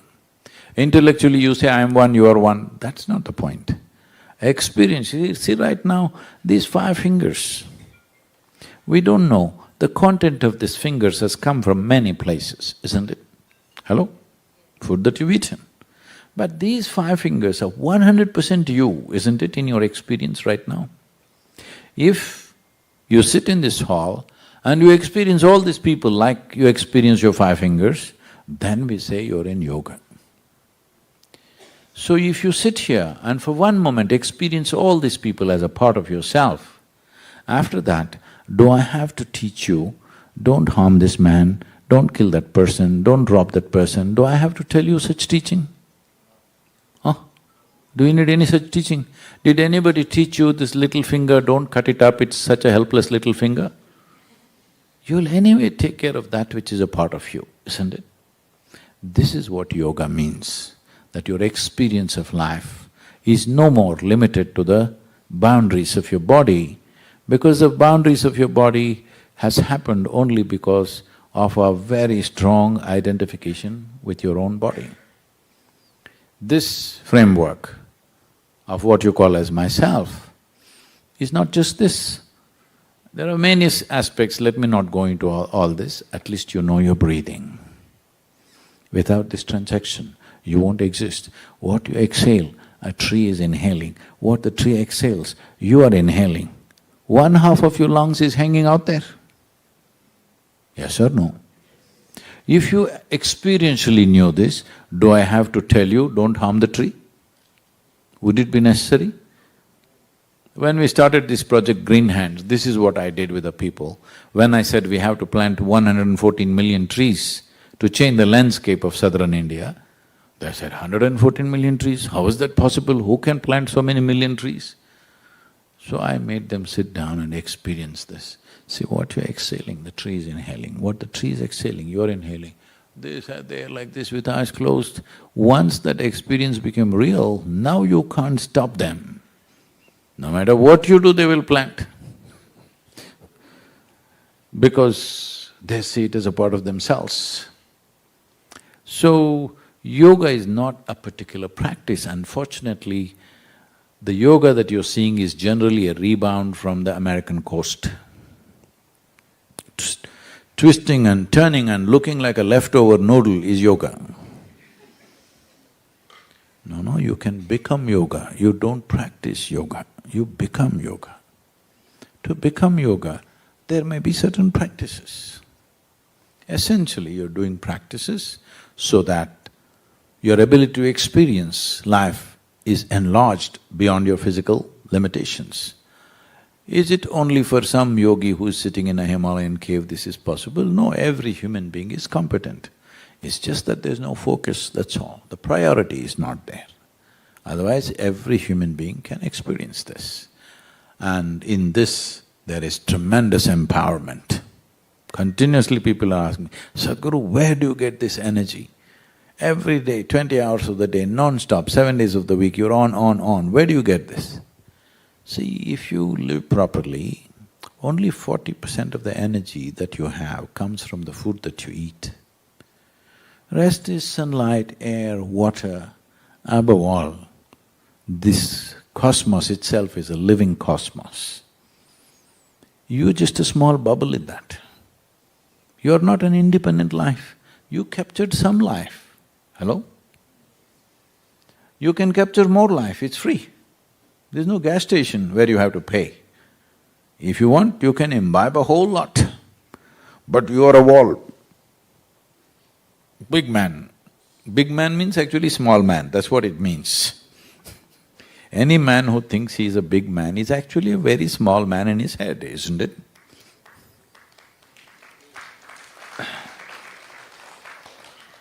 See, some wives are clapping, this is not nice.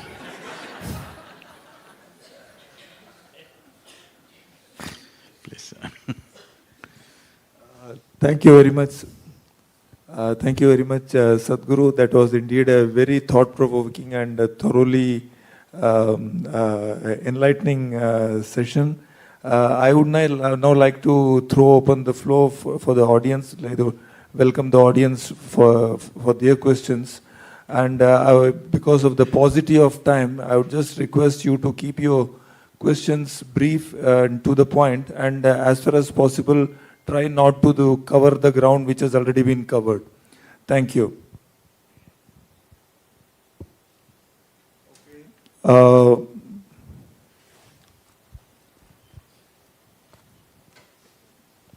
Please also introduce yourself before you ask the question. Thank you. Namaskaram, Sadhguru. Sadhguru, I am from Karachi, Pakistan. And this is very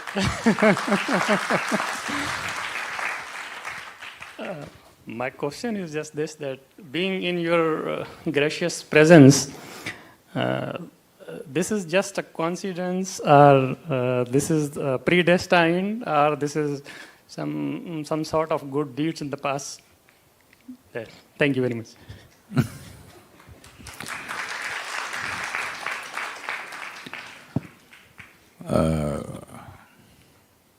Anybody else? Just, I'm sorry, please. Just if you mention your nationality, they're all clapping big time. Because this has happened, because in the name of nationality, race, religion, gender, caste, creed, how many ways we have found to separate humanity? How many ways? We're constantly looking for new ways. Language, race, nationality, religion, caste, creed, this, that, no matter what. Coffee people and tea people, yes. Morning people and evening people, all kinds. So when this is the case, and we are also getting super empowered as human beings. What 10,000 men could not do 1,000 years ago, today one man can do simply because of technology and other empowerments. And this empowerment is on all levels, both positive and negative. So, as long as we clearly divide ourselves in whatever way, whether it is caste, creed, race, religion, doesn't matter which way, or even gender, as long as we hold these identities of separation very strongly, conflict is inevitable. Hello? It's just a question of time. It's just a question of time before somebody steps on your feet and there'll be a conflict. So, now that we are so super empowered, that we have enough power to destroy not one nation, we can destroy the whole planet many times over. That much empowerment we have. When we are like this, it's extremely important we find some common ground, some common factor, a common denominator for all of us. If you do not understand what is this all-inclusive cosmic consciousness, it's too far away and vague and abstract for you, at least you must understand that soil is that unifying factor.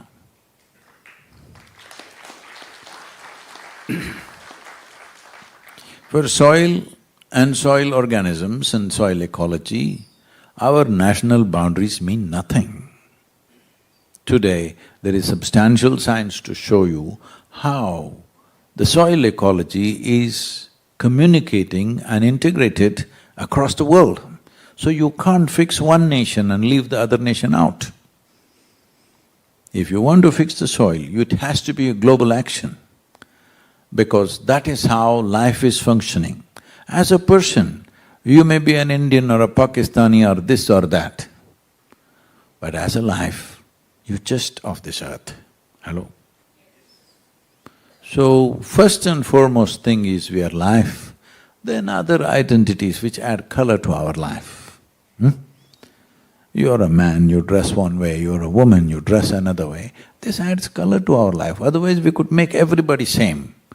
There would be no color to life. So you're an Indian, you're one way, you speak one kind of language, you sing another kind of music, somebody sings something else. All this adds color to our life. But fundamentally we are life. If we don't get this, we will pay the price in so many different ways. So I'm here, is it my past karma? This question should not come from Pakistan. Karma is an Indian problem. Now, what karma means is that the simple way to look at it is, today morning if you ate some bad food, you'll have some bad results in the evening. Or you ate some very conducive food, it has its results in some way. I'm making it very ridiculously simple example. It's that simple because every action that you perform has a consequence. This is the nature of life. This is not in terms of good and bad. This must be dropped. This idea, I did bad karma, so bad things happening to me, good karma, good things… No. Karma means it is the residual memory of everything that you do in your body, in your mind, in your emotion, in your energy. These four dimensions of activity are going on all the time. So, all these four activities leave a residue. That residue will start functioning in a certain way within you where it automizes you to some extent. Is it a bad thing? No, otherwise you will have to think about everything fresh. Little automization is okay, but you must be conscious enough to rise above that. Otherwise, your past will rule your present and future. There is I will not go into this because this is an elaborate thing that you have raised. See, Pakistanis are always putting us into trouble, asking such questions which will take 10 days for me to explain. There is a book on karma. If it is here, I will ask them to give it to you, sir, please. Thank you.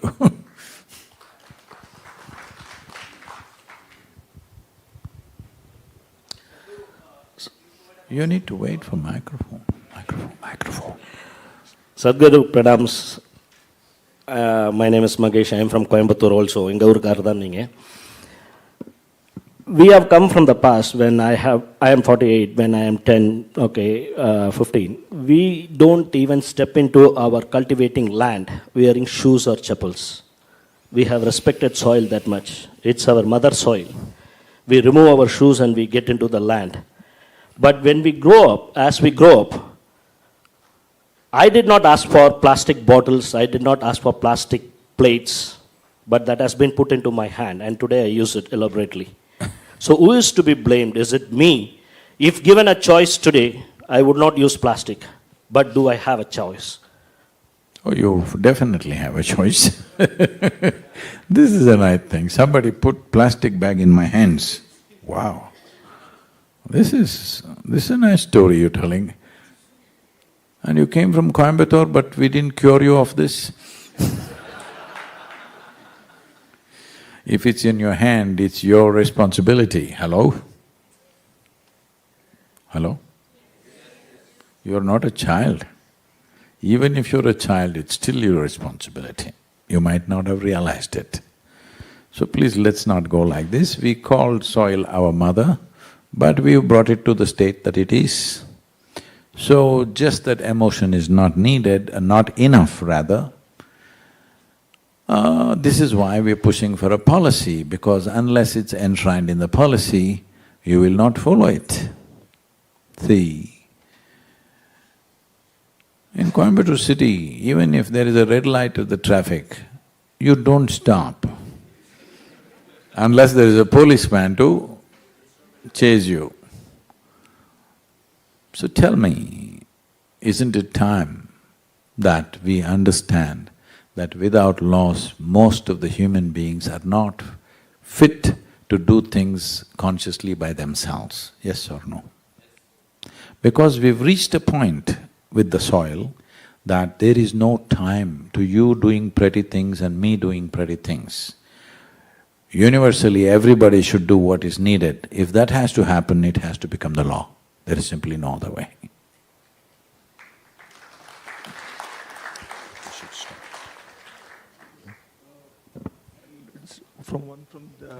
Just last question. Okay, last question.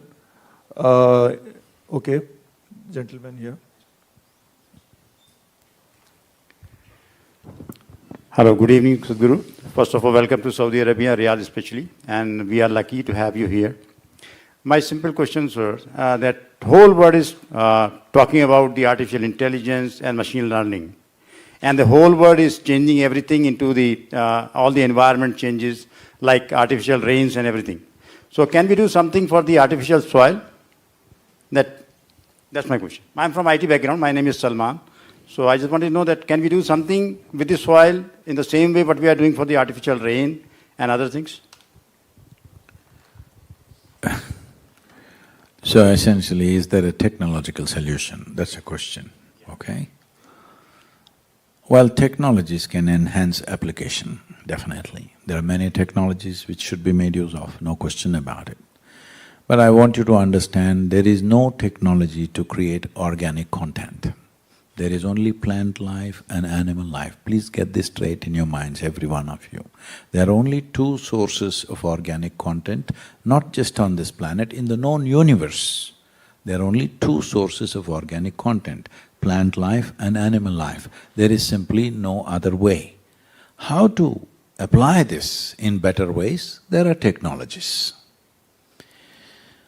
So, this happened in 2060.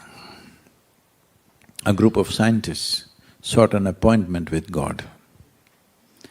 And they got the appointment, they went there and they said, "Hey, old man, you've done really well with creation. But today everything that you can do, we can also do. It's time you retire."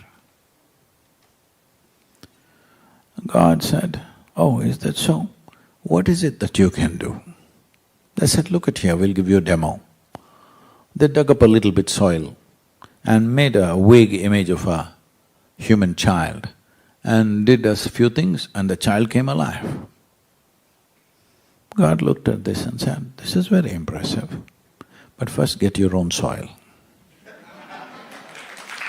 There is no substitute for soil. There is simply no substitute for soil. Do not think otherwise. There is simply no substitute, not just on the planet, anywhere in the universe there is no substitute for soil, because this 15 to 18 inches of topsoil is the cream of this planet which has taken millions of years to generate. Do not think of something else. Technologies can help in application. Thank you very much. Thank you.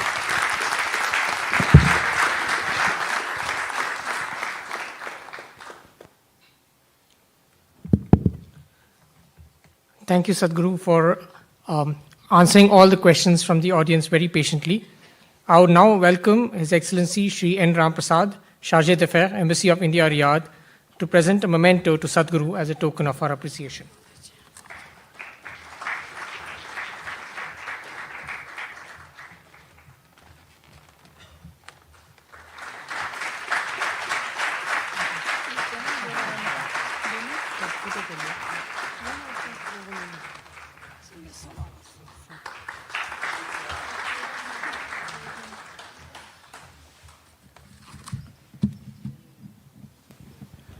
All of you spend at least 15-20 minutes a day to enhance the Save Soil message, because this is a generational thing.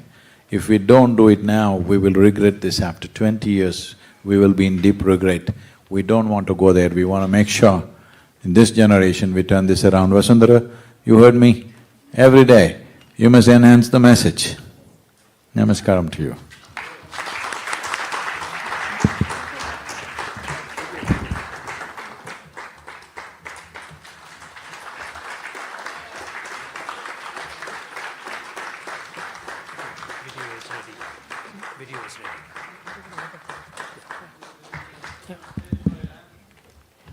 With that, we come to the close of the event. First and foremost, I would like to profusely thank Sadhguru for letting us at Riyadh become a part of his historic journey and mission to save soil.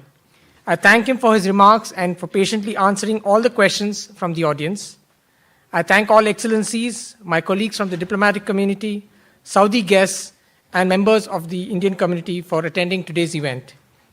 I convey my gratitude to performers Vasundhara Raturi, Radhe Jaggi, and Samskriti for their renditions, and of course the enthusiastic and hardworking team at Isha Foundation for making this happen at very short notice.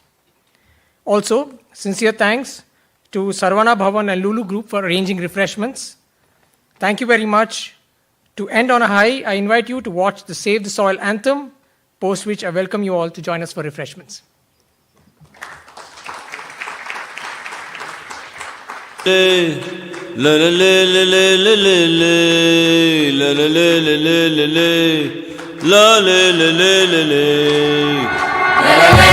This very body is soil.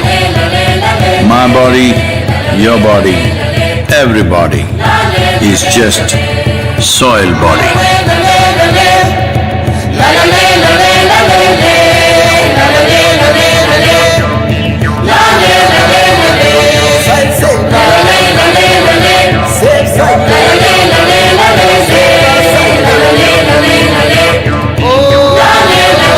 Soil body.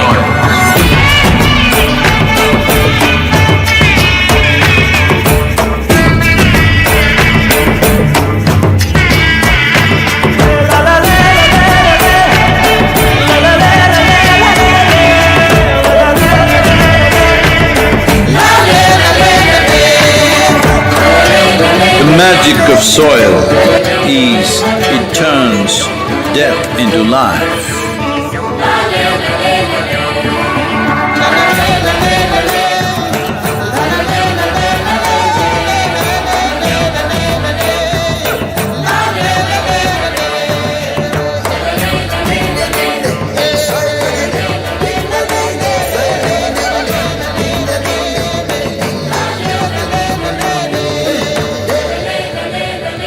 Depleted soils will not quench the fire of hunger.